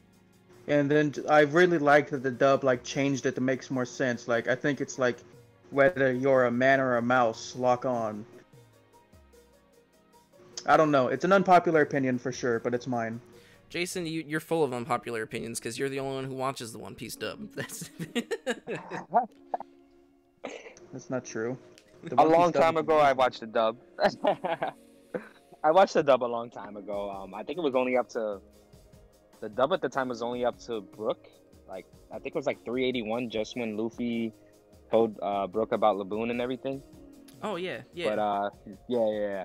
But, definitely sub over dub, but I watched the dub before. I only watched dub on movies.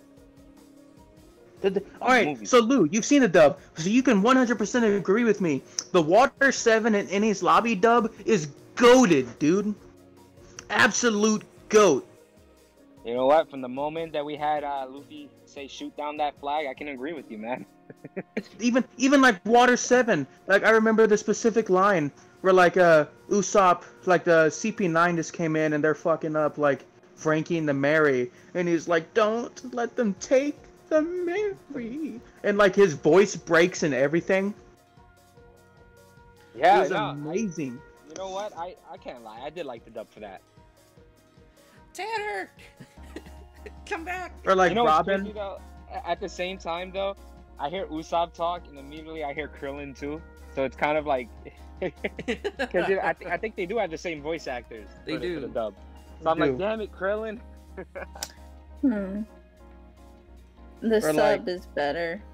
I mean, it is, but the dub is still goated. No, there's better dubs. I wouldn't say it's goated.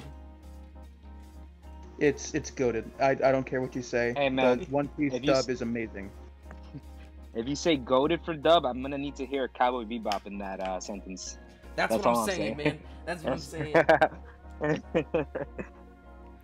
Man, like, you know, like every time someone asks me like a list of my favorite animes, right? Cowboy Bebop is always above One Piece, right? If we're talking manga, One Piece is the GOAT, right? But like, it goes Cowboy Bebop, One Piece, everything else. I just love it so much. Oh, man. You're the first person I met who said that, and you know, I can't hate you for that. Cowboy Bebop is, oh my god, it was so good. The ending, the first time I watched the ending, I was devastated, but it was so good. I'm an older anime fan, so like there's a whole bunch of new anime fans who grew up with like Naruto Shippuden and Black Clover and all Soul Eater and all that, and I didn't, so I remember the how anime used to be conducted and stuff, but like Cowboy Bebop's animation is so smooth, you got the emotion in there, but like the One Piece anime itself has more negatives, right, while Cowboy Bebop is like an all-around experience. Yeah, to simply put it, Cowboy Bebop goated. I remember, did we already tell Lou our tier list story? I don't believe so. Okay, so a little while back, like maybe 2 weeks ago or something like that, Jeremy and I decided that we were gonna make like a tier list of anime and manga, just like because we were bored and we had nothing better to do. And I chose like 30 of them, right? And I specifically chose them based off like ones that we've both seen, and then ones that like only Jeremy have seen, and only ones that like only I've seen.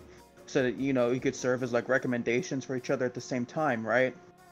And I remember we posted them at the same time, and I remember Jeremy seeing mine and instantly freaking out because my S tier was One Piece, Dragon Ball, the original, and the show called The Pet Girl of Sakura, which is a rom-com.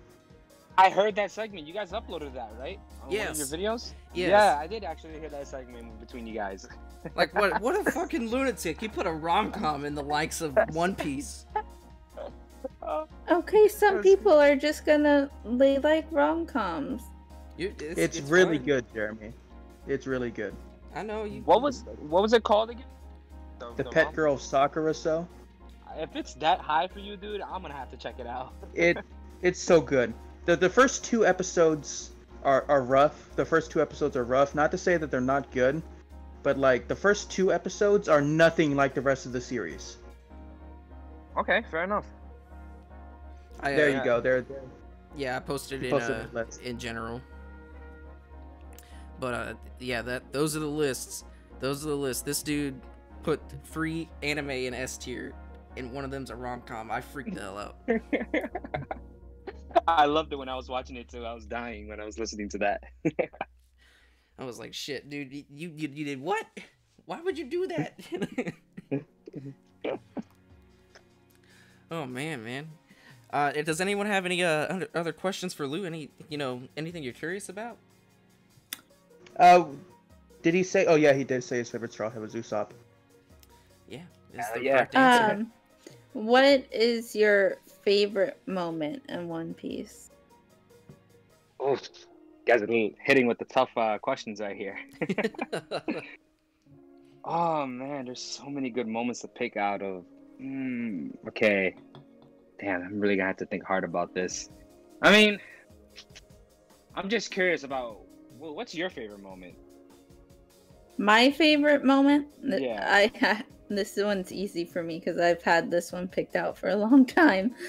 My favorite moment, it's in Fishman Island. I know it's not a great arc, but it's my favorite moment, is when Luffy straight up punches the Celestial Dragon.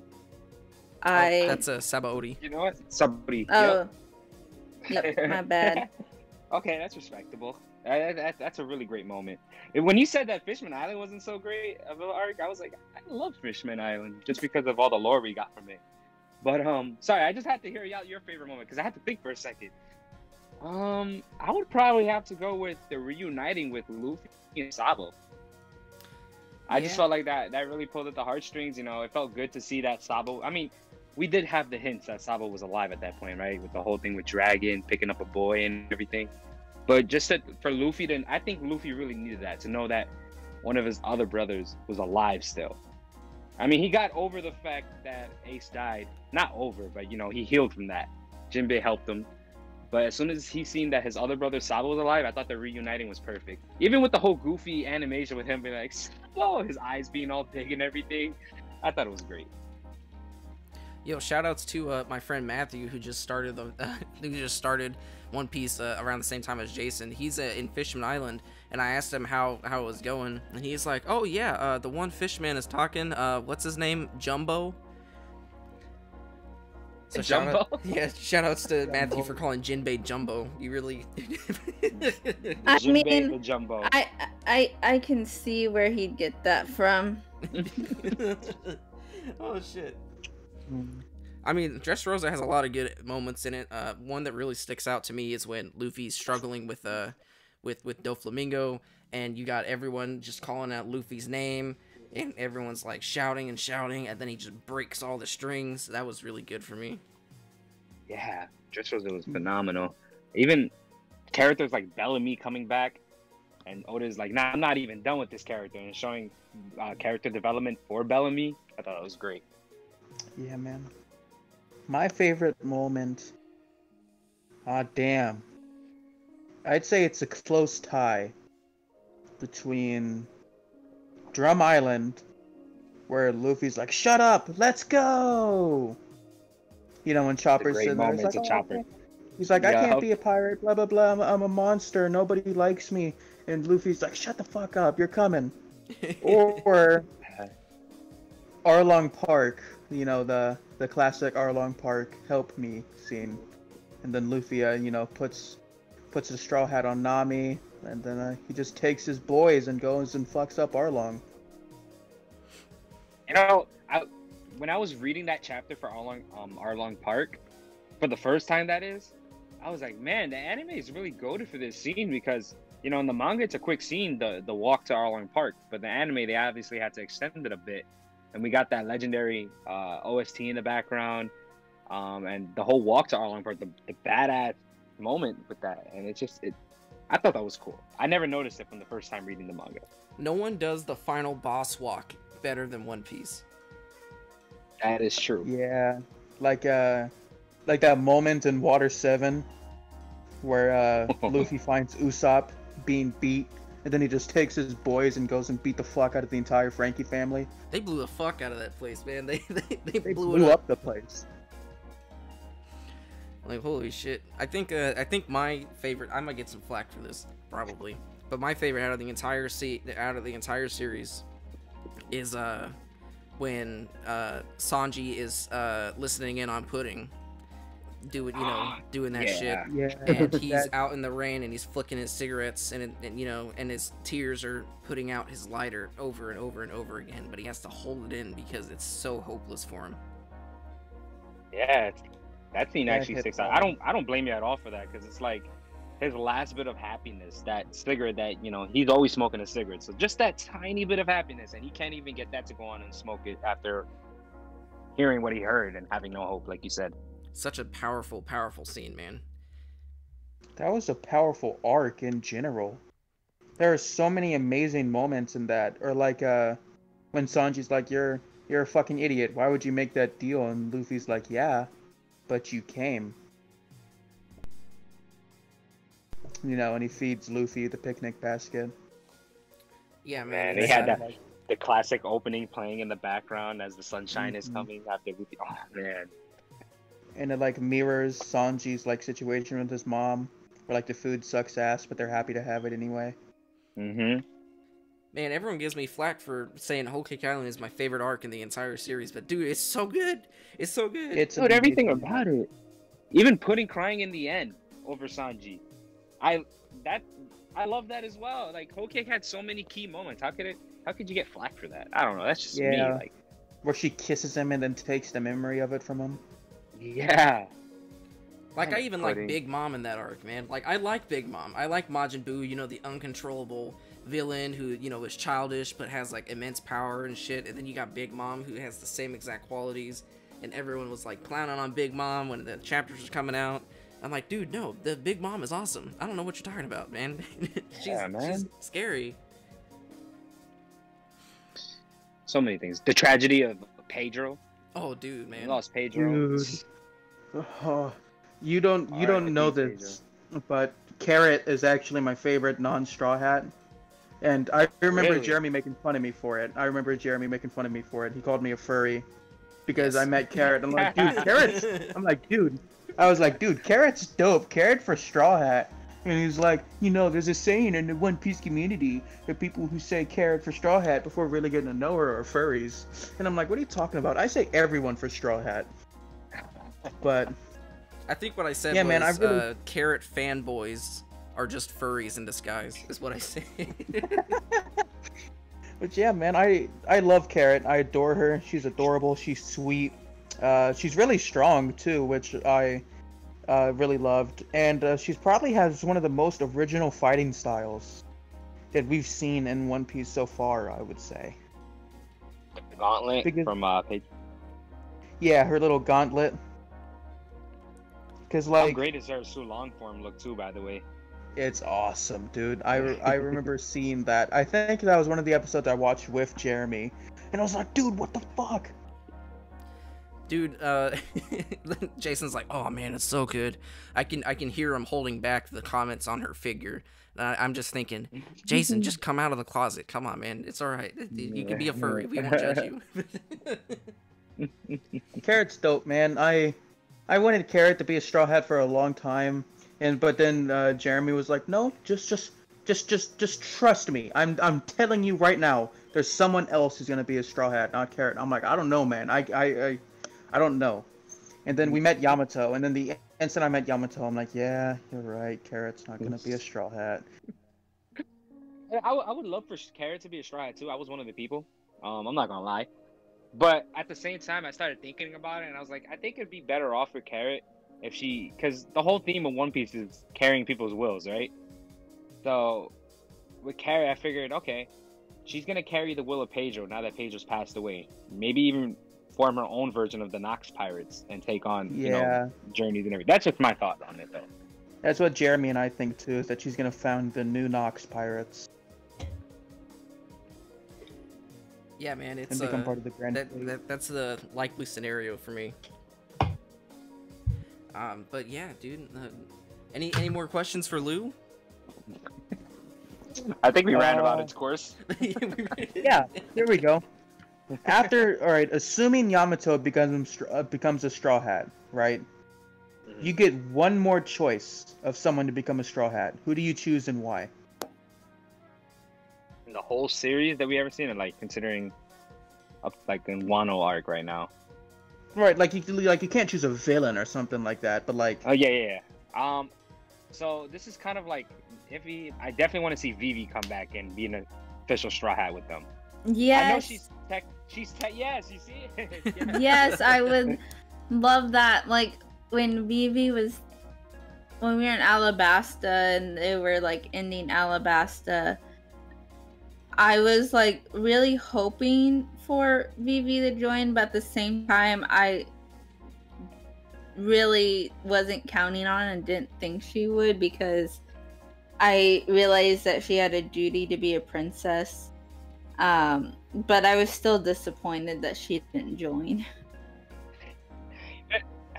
I say it was iffy because I guess she's technically a Straw Hat by bond. I think even Oda said it in the SBS.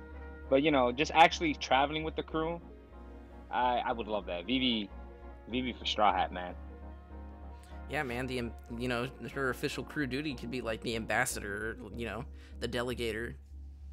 Yeah, and I think right now we have some. Well, we don't know what the situation is, but something definitely happened in Alabasta. So I'm hoping maybe that'll turn around in a way where she has no choice but to join the Straw Hats eventually. I don't know how, because she's way off from where the Straw Hats is, but let's make it work, man. Gotta make it work. Vivi's awesome. Yeah.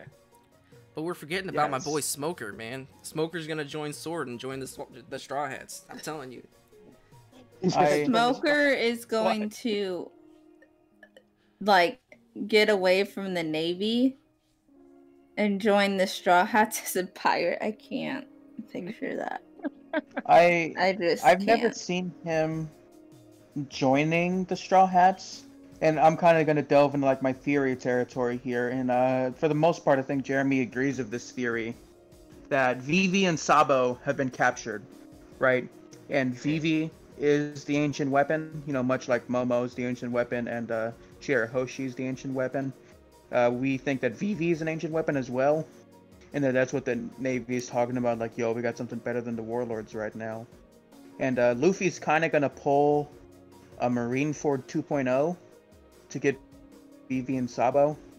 And I think it's going to be a huge battle, right? We're going to see, all the Navy on one side, the Straw Hat Grand Fleet on the other side, and, their other allies like the Boa Hancock Pirates or, the Dressrosa Army and stuff like that. I think that Smoker, the G5, and Sword are going to defect from the Navy and join Luffy's side in that battle. You know what? That's not a bad theory, considering... Sorry, I didn't mean to cut you. Oh, no, you're good, you're good. Yeah. That's not a bad theory, though. I mean, I can see Smoker joining for that battle, only for the fact that he does have a sense of justice. He's not one of those Marines where, like Sakazuki, absolute justice. No, if he sees something is right and that it needs to be done, then he's going to go ahead and do it. That's just the way he is, See, I agree with it, but I think it's more likely if Smoker joined the Sword unit and kind of did what Extric did and joined a Emperor's crew, and that Emperor would be Luffy. Okay. That's fair enough. I can't way more of Sword too, so you know that wouldn't be so bad either. I Also, personally see Sword's Smoker. totally an acronym, right? I I don't think know. it is. It has to be. It has to be an acronym for something. I was trying to think of an acronym, but I can't. I stopped at some weirdo over something. Oh, sorry, Lou. I just realized I cut you off. No, you're good. I was just gonna say, personally, for me, I want to see, no matter where Smoker goes in the series, by the end of it, I definitely want to see him reach the rank of Fleet Admiral if possible. That's how much of a fan I am of Smoker. So, That'd be Oh, dope. dude, I can see it. especially since Smoker is like Garp to Roger, or you know, pursuing after the Straw Hats. Like, if anyone has a pursuer for the Straw Hats, it's Smoker to the Straw Hats. I think it'd be pretty dope. Man, I just can't wait. I love Smoker. I want to see him, you know, I want to see him excel in what he wants to do. You know, he's one of my favorite characters in the series. Smoker's awesome for a long until I met Carrot. Well, not even until I met Carrot. Like until Whole Cake Island Carrot, Smoker was my favorite non-Straw Hat since I met him in Roguetown. See, Whoa. what I tell you, Lucy? You see what I'm talking about? You see this? What did I do? Nothing, Jason. Nothing. We love you, Jason. We love you no matter what you choose to be, okay? Or what you are born being, okay? But yeah, and I think we have time for one last question for Lou, if anyone has that. And if not, we can just delve right into this trivia. I'm down for the trivia, to be honest. I'm ready. Me too. All right. Let me do this. Let me do this. There's a way to full screen it, and I just looked it up, and I hope it didn't. Oh, I closed it. Oh, okay. Figures I would close that. All right. Full screen. Shift Windows. Enter. Boop boop boop. Oh yeah, baby. Full screen. Trivia. There we go.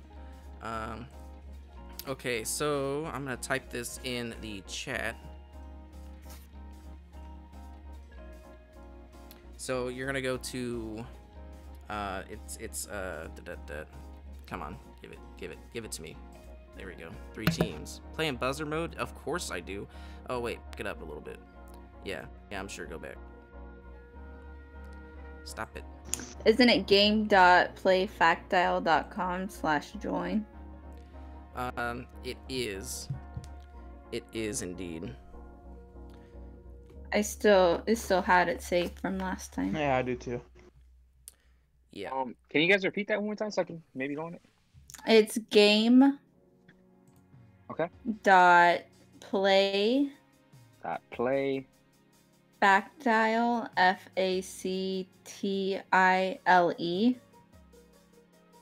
Okay. .com/join.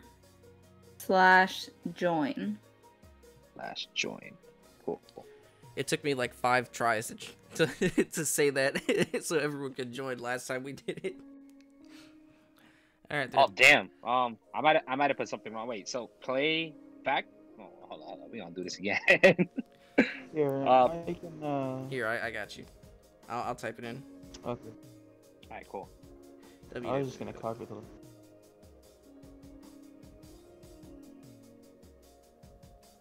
Oh. No. Not that one. Yeah.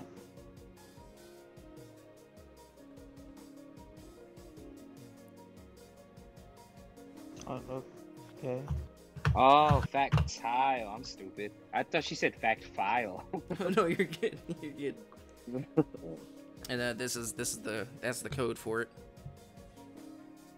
So, what do you guys think of the crocodiles? Hold on. What's the code? You didn't say. It's a 5769.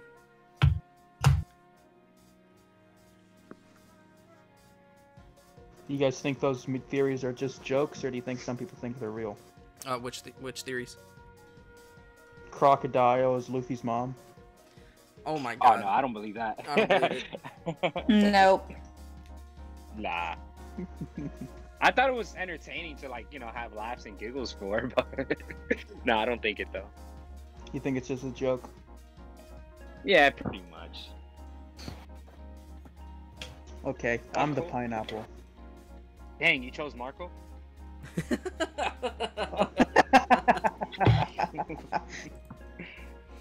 Alright, we got 2 out of 3 in here. Oh, there it is. Right, I'm a watermelon. Watermelon. Angela, what are you? Apple. Apple. Wait, what happened? What? You kicked me out. Hold on, I'm loading back in.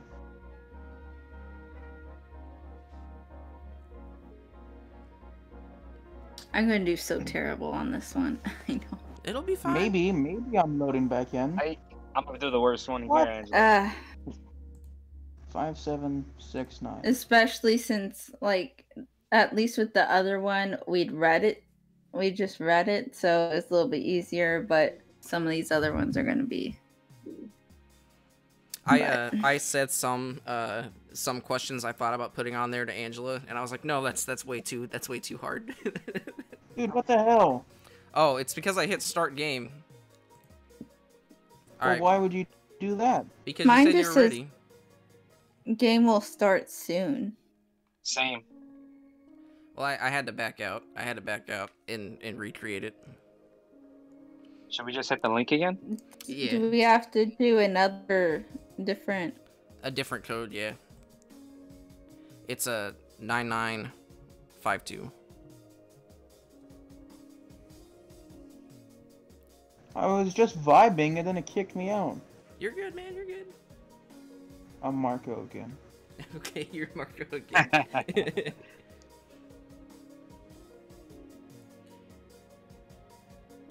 Okay, I just gotta go on a site. Man, I really want an apple now.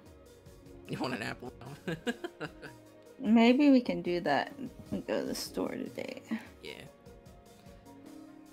Get you some apples. Can you just send a link again? I typed them exactly what it was right here, but nothing's coming up. Oh man. It should be the same link. It's just a different code. It's weird. I don't see the link on the Discord, Oh, here. so I can hit it. Like, Oh, like it wasn't like blue like before. I can just hit it. There you go. Cool. Oh, my dog is being all cuddly today.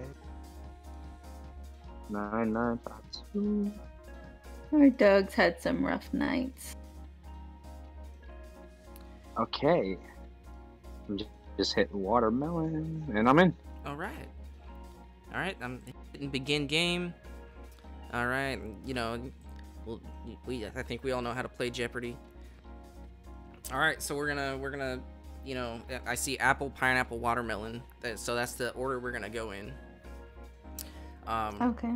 So everyone sees the board and shit like that. So we're just gonna take turns, you know, in that order, selecting what you want.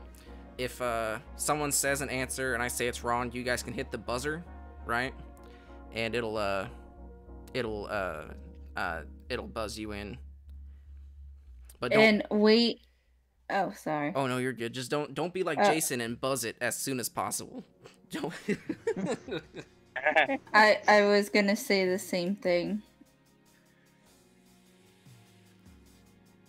But yeah, this is the board. Angela, whatever you want to pick, go ahead and pick it. I'm going easy first. I'm not about to do those 500s. Let's do people 100. Which character tied to a pirate emperor ate the chop chop fruit? Buggy the clown. Oh yeah, that's pretty correct. That's pretty. Wait, what the? Yeah. Okay, cool. Yeah. So you can see it's easy at the top, it's harder at the bottom. Side picks are usually a little bit harder, just in general. But yeah, Marco, it's your turn. Thinks I accidentally We hit going buzz. balls deep. Moves for 500. Holy shit. Damn, dude. Finish this move's name. Deadly poison gas bomb blank. Gastanet? Wait, what was the answer? Yeah. Isn't it Gastanet? Gas to... No. What?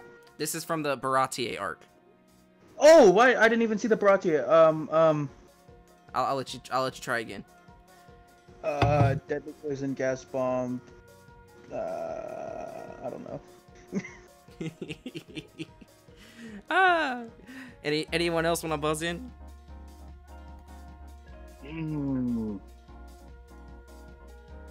Let's finish the move's name. Deadly poison gas bomb. Damn, you picked a tough one right there. I can't remember that. He said balls I'd deep. know 500. it next week. I'd know it next week. We just read it too.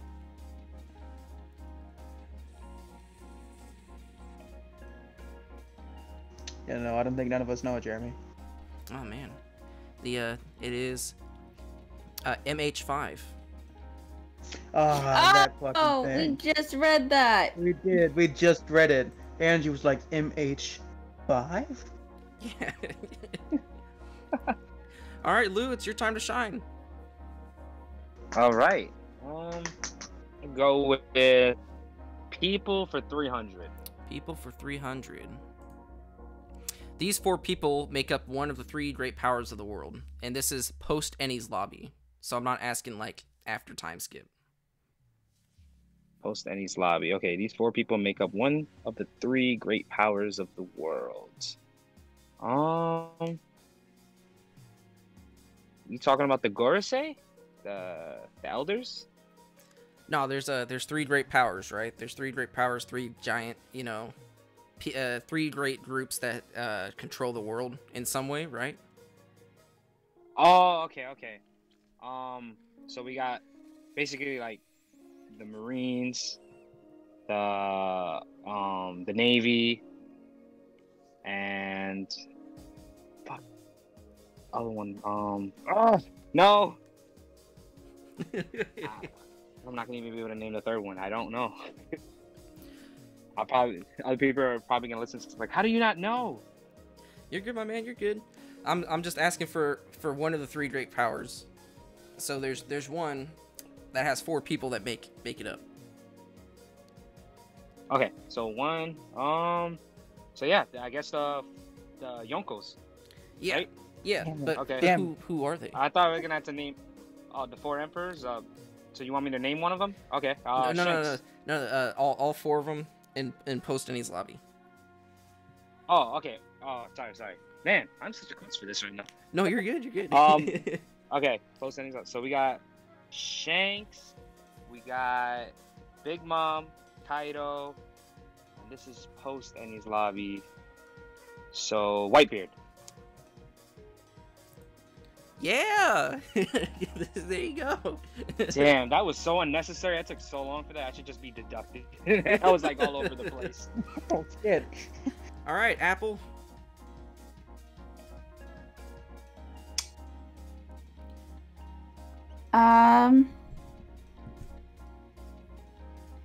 Places for 200. Where did Luffy fall into, which resulted in him seeing the naked back of Boa Hancock? This was an Amazon Lily. Wasn't the bathroom? Wasn't he in the bathtub? Yeah. It was... Why'd you give me the point? Oh shit. Sorry, Pineapple. Marco gets nothing this time. That's what you get for coming late. No, I'm kidding. Alright, Marco. Okay. I'm gonna go with things for 300. Things for 300. Ryuma wielded this famous sword. That is the Shusui. Boop. There you go. Alright. And we're all tied. We're all tied. Alright, Lou. So I kind of have a problem. I'm still stuck on, for some reason. Oh, there it goes. Never mind. It was stuck on private bathhouse still. Oh, dang. Okay. No, I'm good right now. Let's see. Let's go easy. How about quotes for 100? Alright, this is in Romance Dawn. Aha! A real pirate would never drink blank.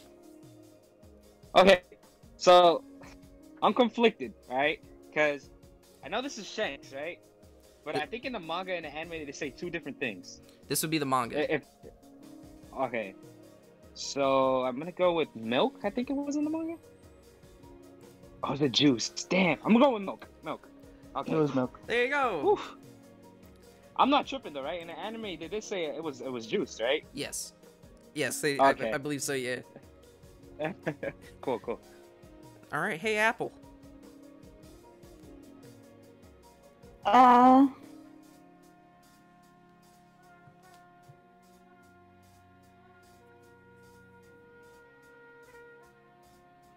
I like how everyone learned not to touch the side picks until the end for the last one.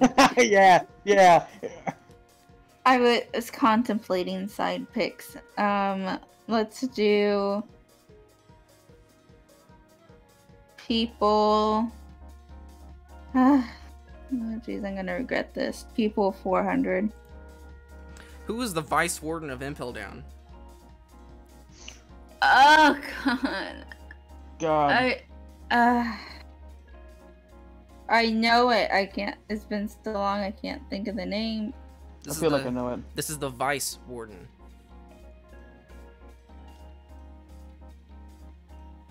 Shoot, I do regret this. Yeah,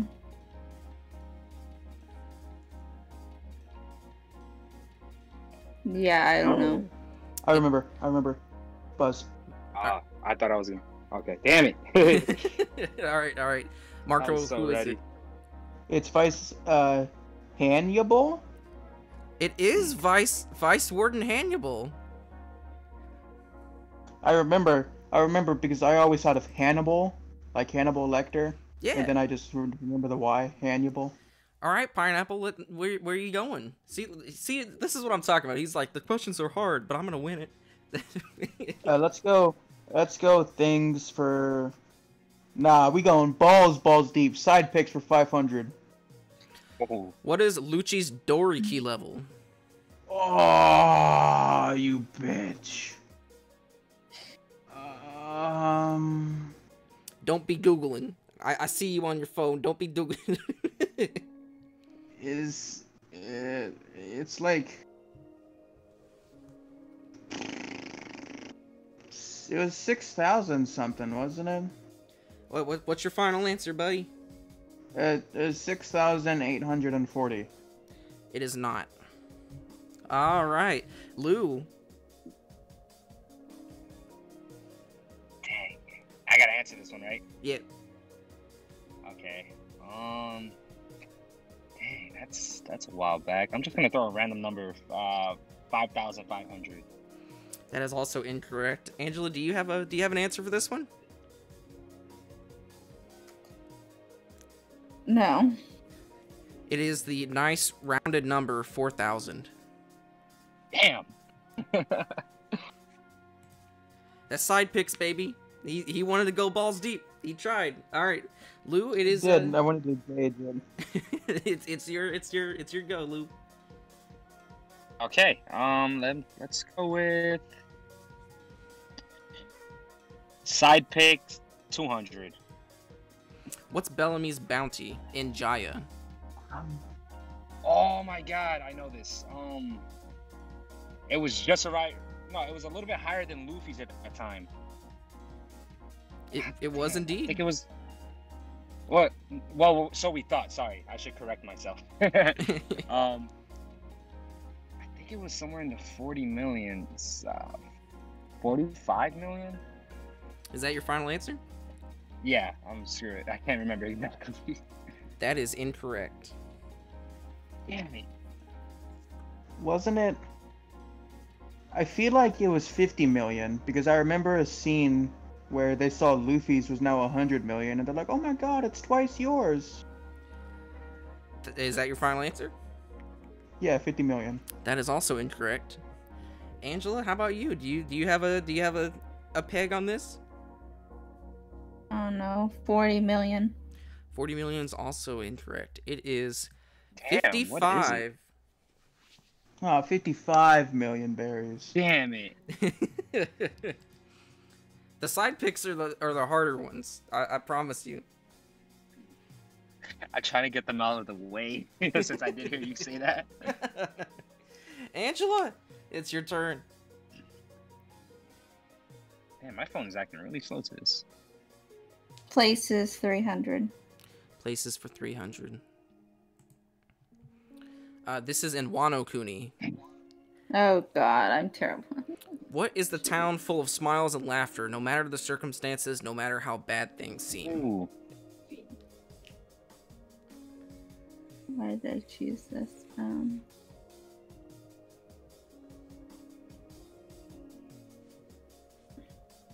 All of Wano has weird names and they're not easy. No, I don't know. Yeah, no. I want to go. I can't buzz though. All right, Lou, what is it? Damn, I'm gonna be wrong though. A booster town? Yeah, it is. Oh, thank God. All right, Jason, you're tied for first. Where are you gonna pick? Oh fuck. Let's go quotes for 300. This is in Drum Island, and it's the Hero Look quote. It's, when do you think people die? When they're shot through the heart by a bullet of a pistol? They die when they stop dreaming.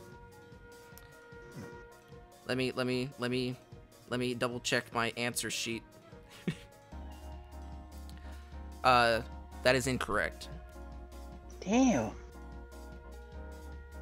Does anyone else have a have an answer for that one?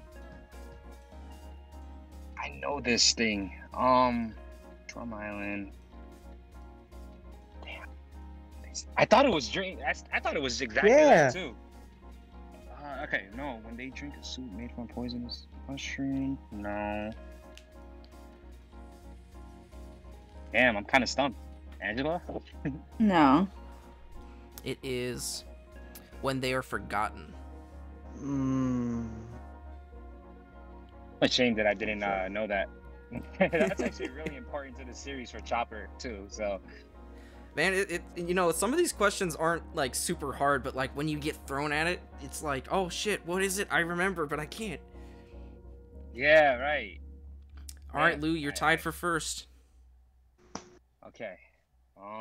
Let's see. We got this. I'm gonna try to avoid side picks for now. You know, gotta be safe. Quotes for 400. Quotes for 400. All right, this is Dressrosa, Lou. This is Luffy. Okay. I will give you that. You try to trap everything within your own hands so that you can control everyone, and it's blank me.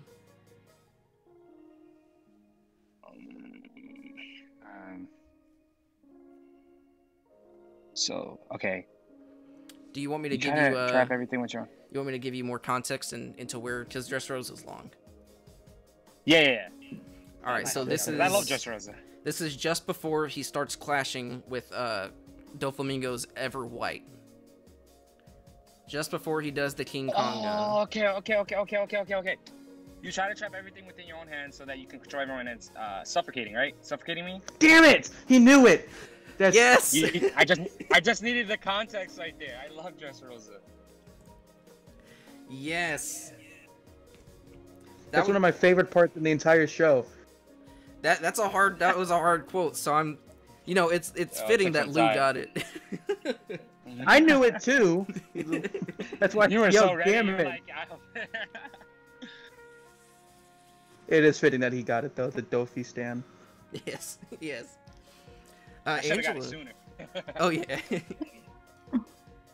People 200. People 200. She's going after those people, man. This character made a 50+ year promise to their friends who set sail never to return to their meeting point.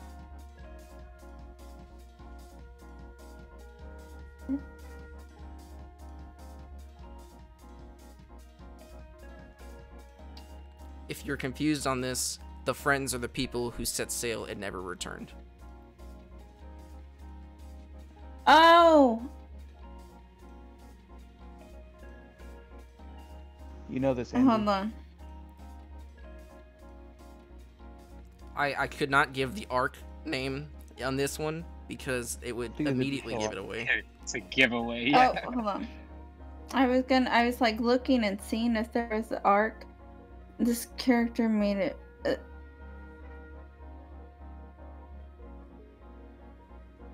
You know this, Angela. You know it. You know it.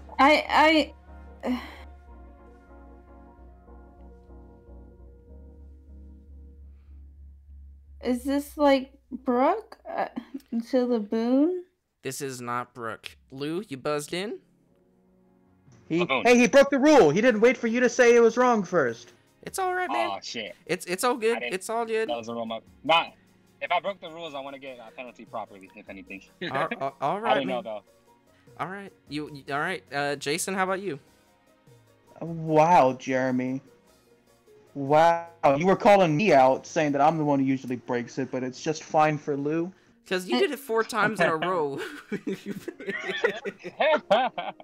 Angie, you know this. It's Laboon. Brooke to the Boon, damn it! You had it. Yeah. You I had don't to. think All that's the way around. That's irritating. Okay. It's all right. It's all right. It's all right. Okay. It's understandable. Jason. Because I knew it was. No. I understand. I understand. Completely understand. Jason, you're at 900. Where are you going, buddy? Let's pull this down a little bit. I'll try to take the lead with moves for 300. Moves for 300. Punk Hazard. What attack does Law use to lift and throw a marine battleship at Smoker? That's tact. Tact. Alright, Lou. Let's finish the category for people. People 500. People 500. Ooh. What is the name of Wet-Haired Caribou's brother? Man. Damn it! That's in Fishman Island. Yeah, I kind of fucked up right here. Return to Sabaody shit.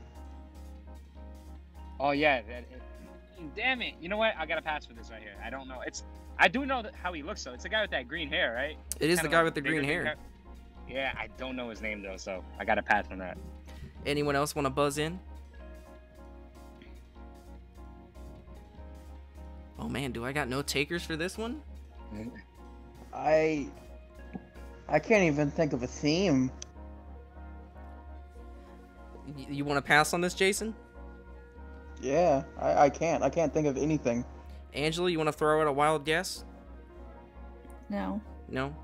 It's Caribou. No way! Yeah. Damn it. I just knew what he looked like. I didn't know his name. Damn. Angela, you got this. You got this, Angela. Where are we going? You can take the win.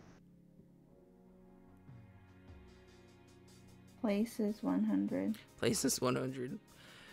This entire island in the Grand Line in Paradise is in actuality a hive of bounty hunters.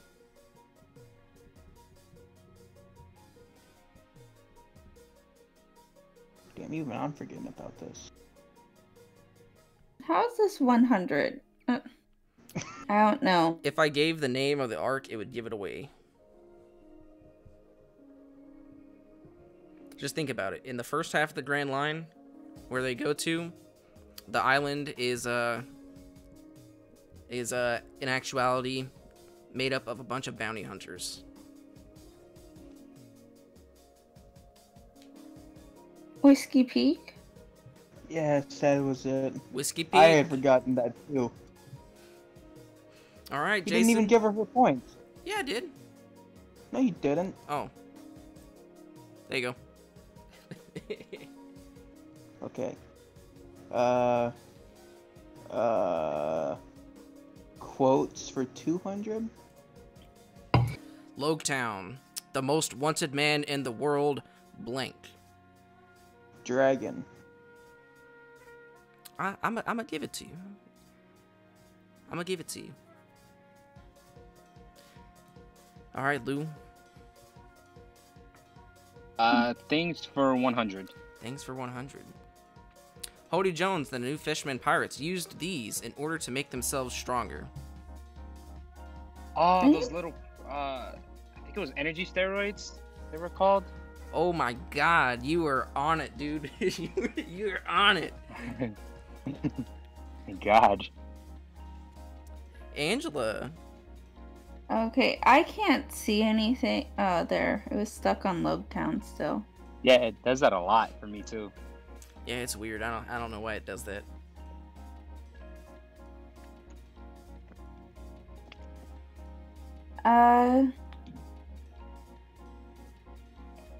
Things 200. Things for 200.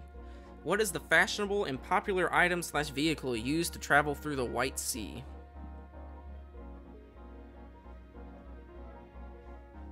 I'm waiting for it to load. I need to see the question. Huh? This is in Skypea. Oh, right. This is annoying. I need to see the question. I do. Do you want me to repeat it for you, just in case it's not loading?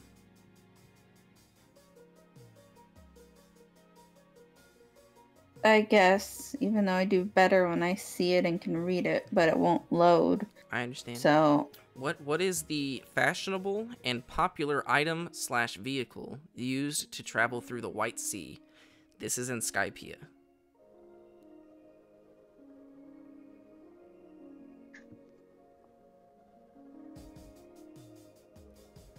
I know what it's talking about, but I can't think of the name.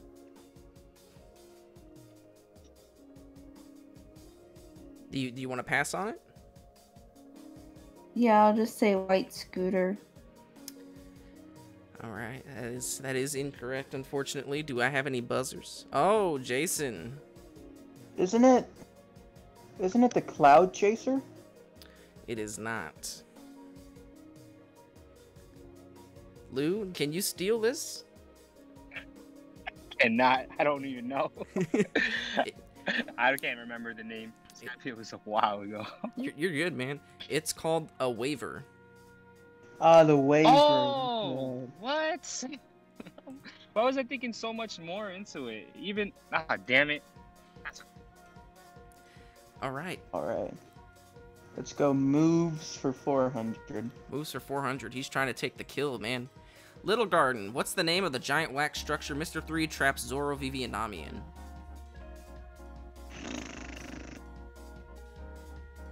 It's still not loading. This is...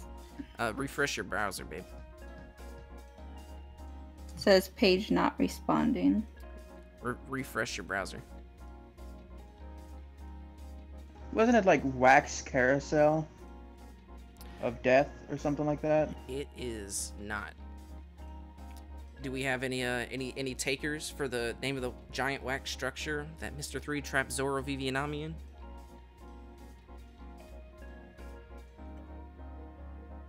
I'm bad with moves. You're good. You're good. I don't know. Candle? Because that's what it was. I don't know. Oh, man. Oh, that is incorrect. Lou, are you skipping this one too? Hell yeah. I'm terrible with moves. It is the candelabra. I would have never got that. Ah, that's close. All right. Let's all right, Lou, where you going? Let's do places of 500. Places for 500. What's that Saba kinda- Odi Archipelago. Which grove number did the Straw Hats dock the Thousand Sunny?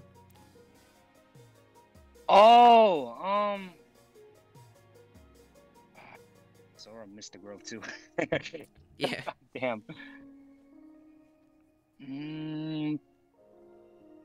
41? 42? No. Damn. 42. That's incorrect. I'm sorry. Damn it. Any takers? No takers? Wasn't it? Jason I buzzed. buzzed in. Oh, okay. Oh, there you are. All right. Wasn't it like a Grove 6? It was not. It was not. Angela. Gonna go with lucky number 7. Lucky number 7. Unfortunately, it was not your lucky day. You know what, Lou? Lou? It was 41. No, what? You second guessed yourself in the last second. Bro, I Yeah. should have. No. I'm so depressed. We're kind of close this episode, Jeremy. Yeah. Angela, you still have time to make it back, baby. What you gonna do?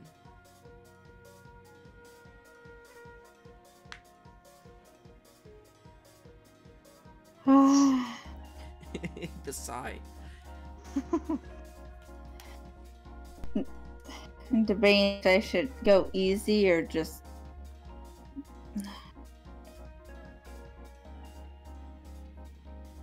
I'm terrible at moves. I will not know any moves. Preach, sister.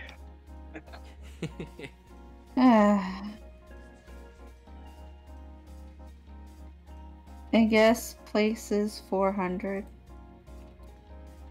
Oh shit. Oh, thanks for the answer. Oh. Well, that's the arc. Let me scroll to it. I guess I forgot to type this in. What? Let me make a question on the fly. What city did Crocodile make his base of operations?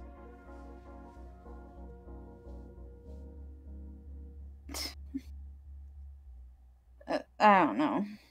I don't know any cities in Alabasta.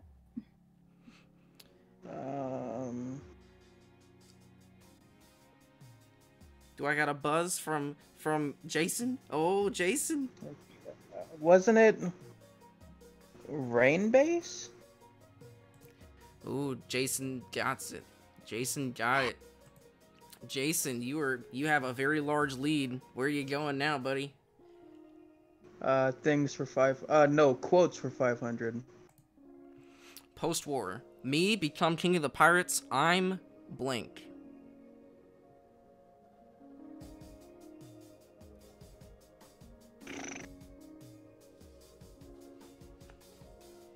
Someone who wasn't even able to protect my friends. That is a negative.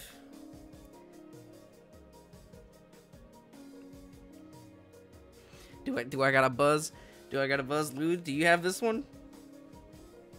So it's post-war. Become king of the pirates? Nah. Angela? I know I say this quote a lot around you, Angela. Do you What? I do. And as soon as I reveal it, everyone who knows me is gonna be like, oh yeah, you do say that. Me become king of the pirates.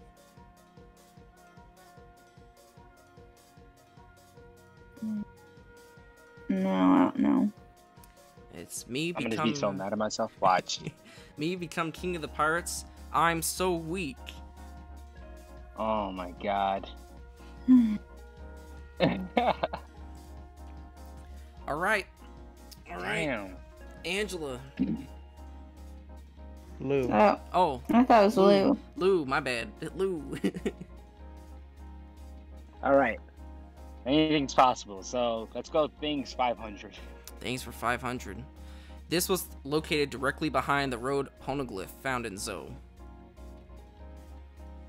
It was located directly behind the road poneglyph. Yeah. What was behind the road poneglyph in Zoe? This is so much harder than the last one. You're good. You're good. Was it the Kazuki symbol in the back? It was the Kazuki clan crest. Oh my god. I actually sweated a little bit right there. Angela, it's all good. Anything's possible.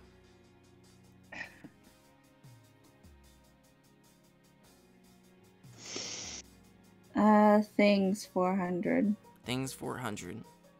Usopp used this item to deliver his final attack on Luffy during their duel.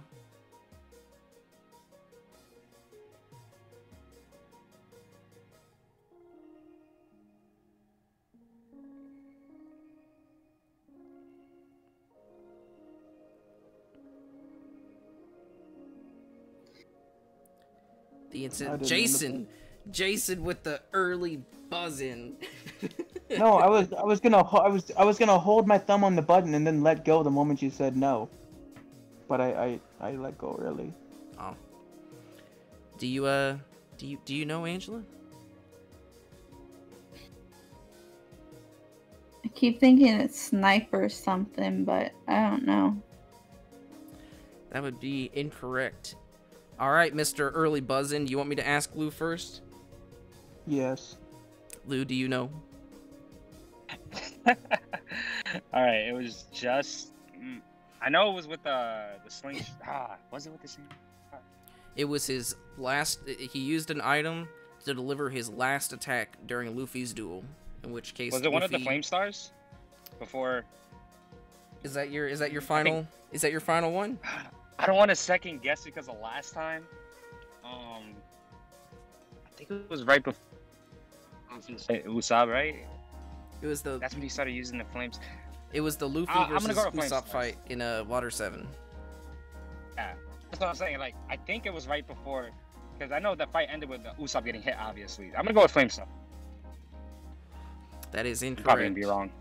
I knew it. Damn it. We All were right, just Jason. talking about this.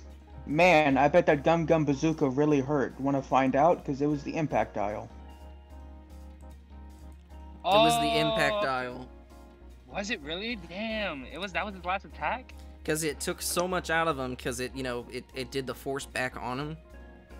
Oh, yeah, you're right. I don't know why it was a 5-star, but yeah, you're right. You're good, my man, you're good. All right, Jason, you have a hefty lead. Oh, is it mine? Do I play it safe or do I do my usual balls deep move? I'm gonna go side picks for 100.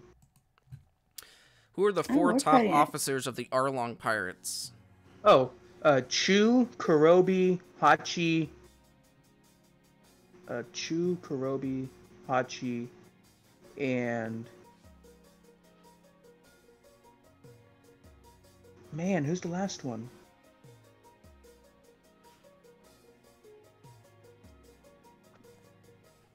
How is it 3:30 already?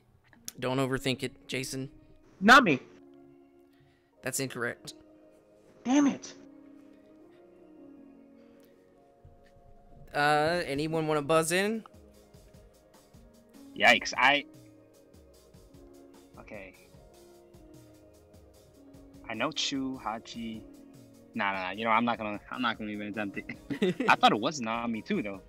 I think. Chu, Kurobi, Hachi. Aw, you're a bitch. Is it gonna be Arlong? Yeah, it's Arlong. That's great. I would have said Nami too. What? I was gonna say Arlong, and No, give that to Angie. fine. What was that, 100? Yeah. There you go. Damn it, you're a bitch. I can't believe you did that. I said the top officers, Awesome. baby.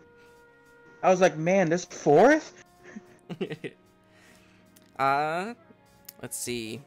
That was It's Lou. Lou. Okay, I'm kind of stuck on the screen still, so I can't see anything. I see still that Usopp uses item to deliver his final Oh attack. dang. It's moves for 100 or 200 and side picks for 300 or 400. You have you've got a $500 difference. Okay, you said side picks for 400. Yeah. Yeah, let's go with that. You know, I can't see it. Which specific island did Big Mom eat Sanji pudding and Chiffon's wedding cake?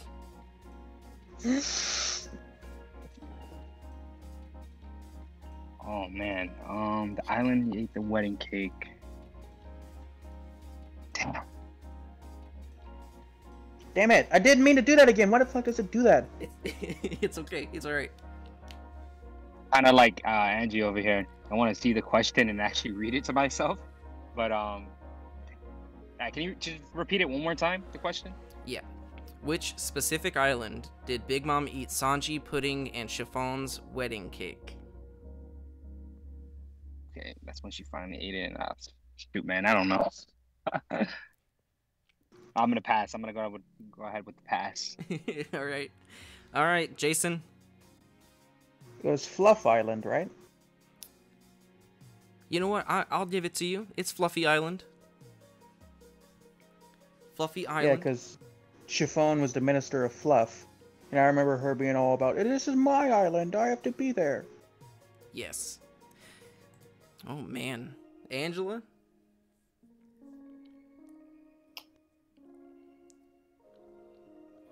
Side picks 300. Side picks 300. This giant member of the Blackbeard Pirates is named Blink.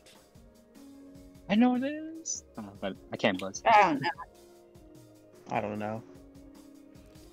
Do you know Angela? I said I don't know. Oh, Lou. Can't buzz, right? I mean. Oh no, you're good. You're good. Okay. All right. San Juan Wolf. Yes. All right, Jason. Let's go moves for 200. Moves for 200. He's trying to go for that high score. This move uses photon waves shot from the fingers of this devil fruit user in order to slow motion the person hit by said waves. Oh man. Okay, so that's just a slow beam, right? What? Say that again. I'm sorry. The slow beam. It was indeed the slow beam. All right, Lou. Moves for 100. This was Syrup Village. Which move does Kuro use to attack a wide area at the cost of not knowing where he's going to attack? God! Pussycat maneuver? Incorrect. Damn. Yeah, it did it again. Let Angie try to take a guess.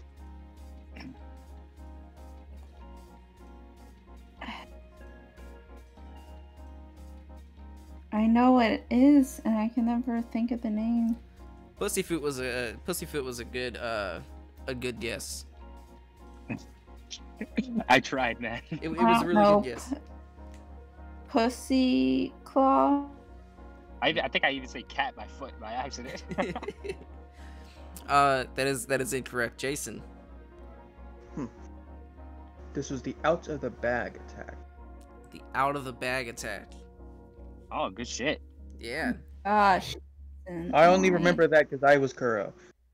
Yes, the winner is Marco, coming in clutch. Woo! Good stuff, Marco. So yeah, there were some hard ones in there. I really tried to like not go as hard. I think you went harder. You went way harder. There were I some. couldn't even remember a lot of things here. There were some. I was the original one with Lucci's Dokiri level. I was gonna ask if you named all like fucking Lucci, Kaku, and Jabra. No way. I was gonna ask that. Yeah, it was gonna be terrible.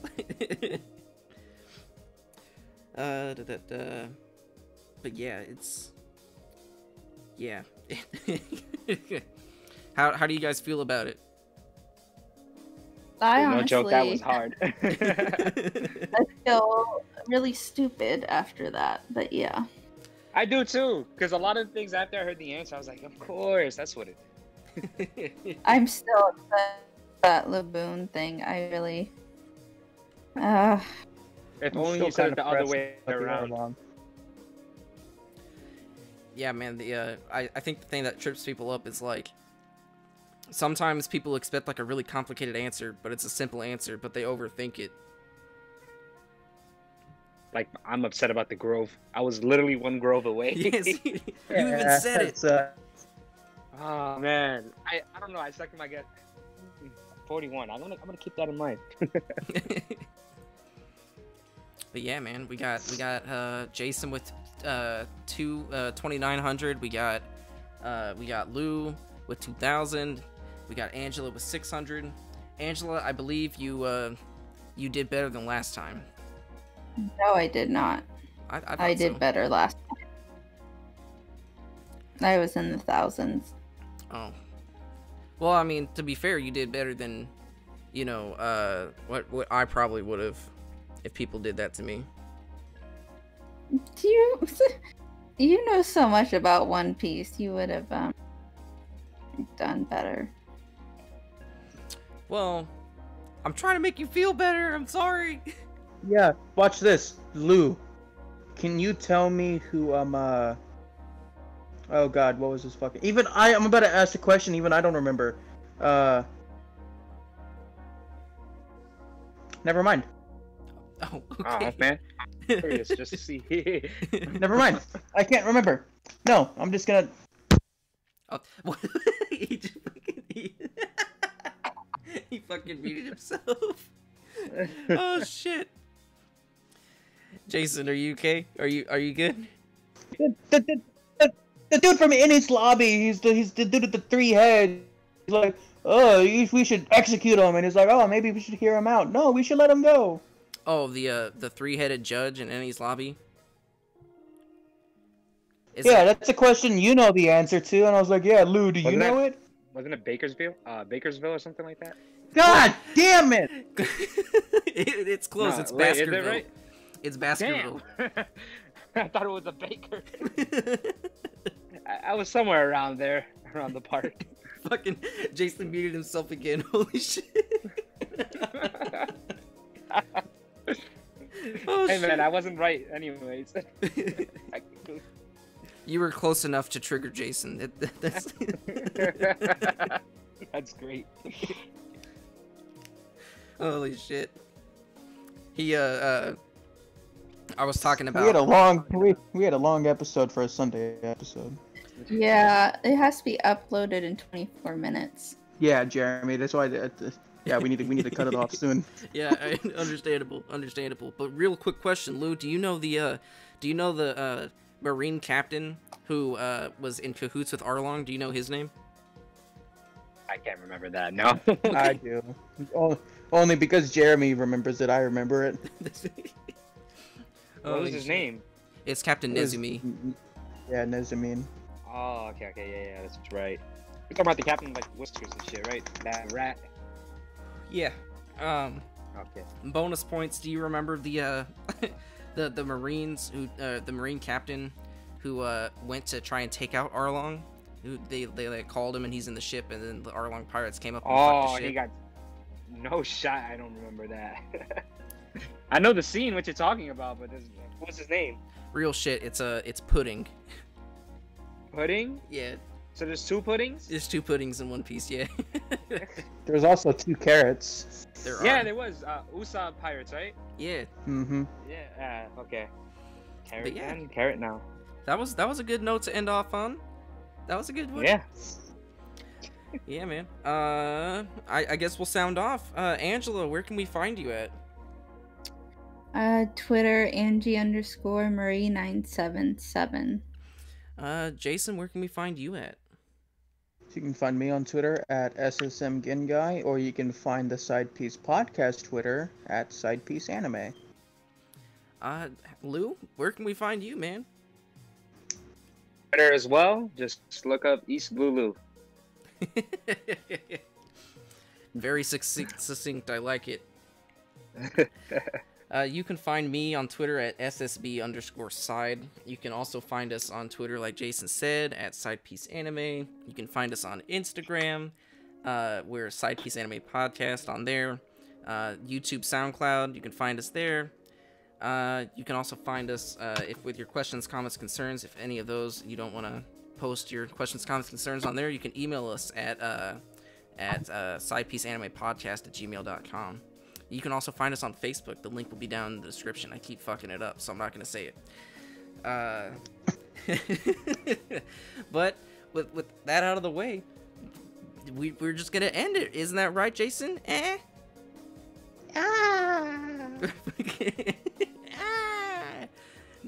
Alright. Thanks for coming on, Lou. It was awesome having you. Thanks for having me on, guys. I appreciate it. This was a lot of fun. We gotta do it again sometime, man. Yeah, heck yeah. I'll let you know when I'm free, and then we can just do it again, if you guys will let me. Yeah,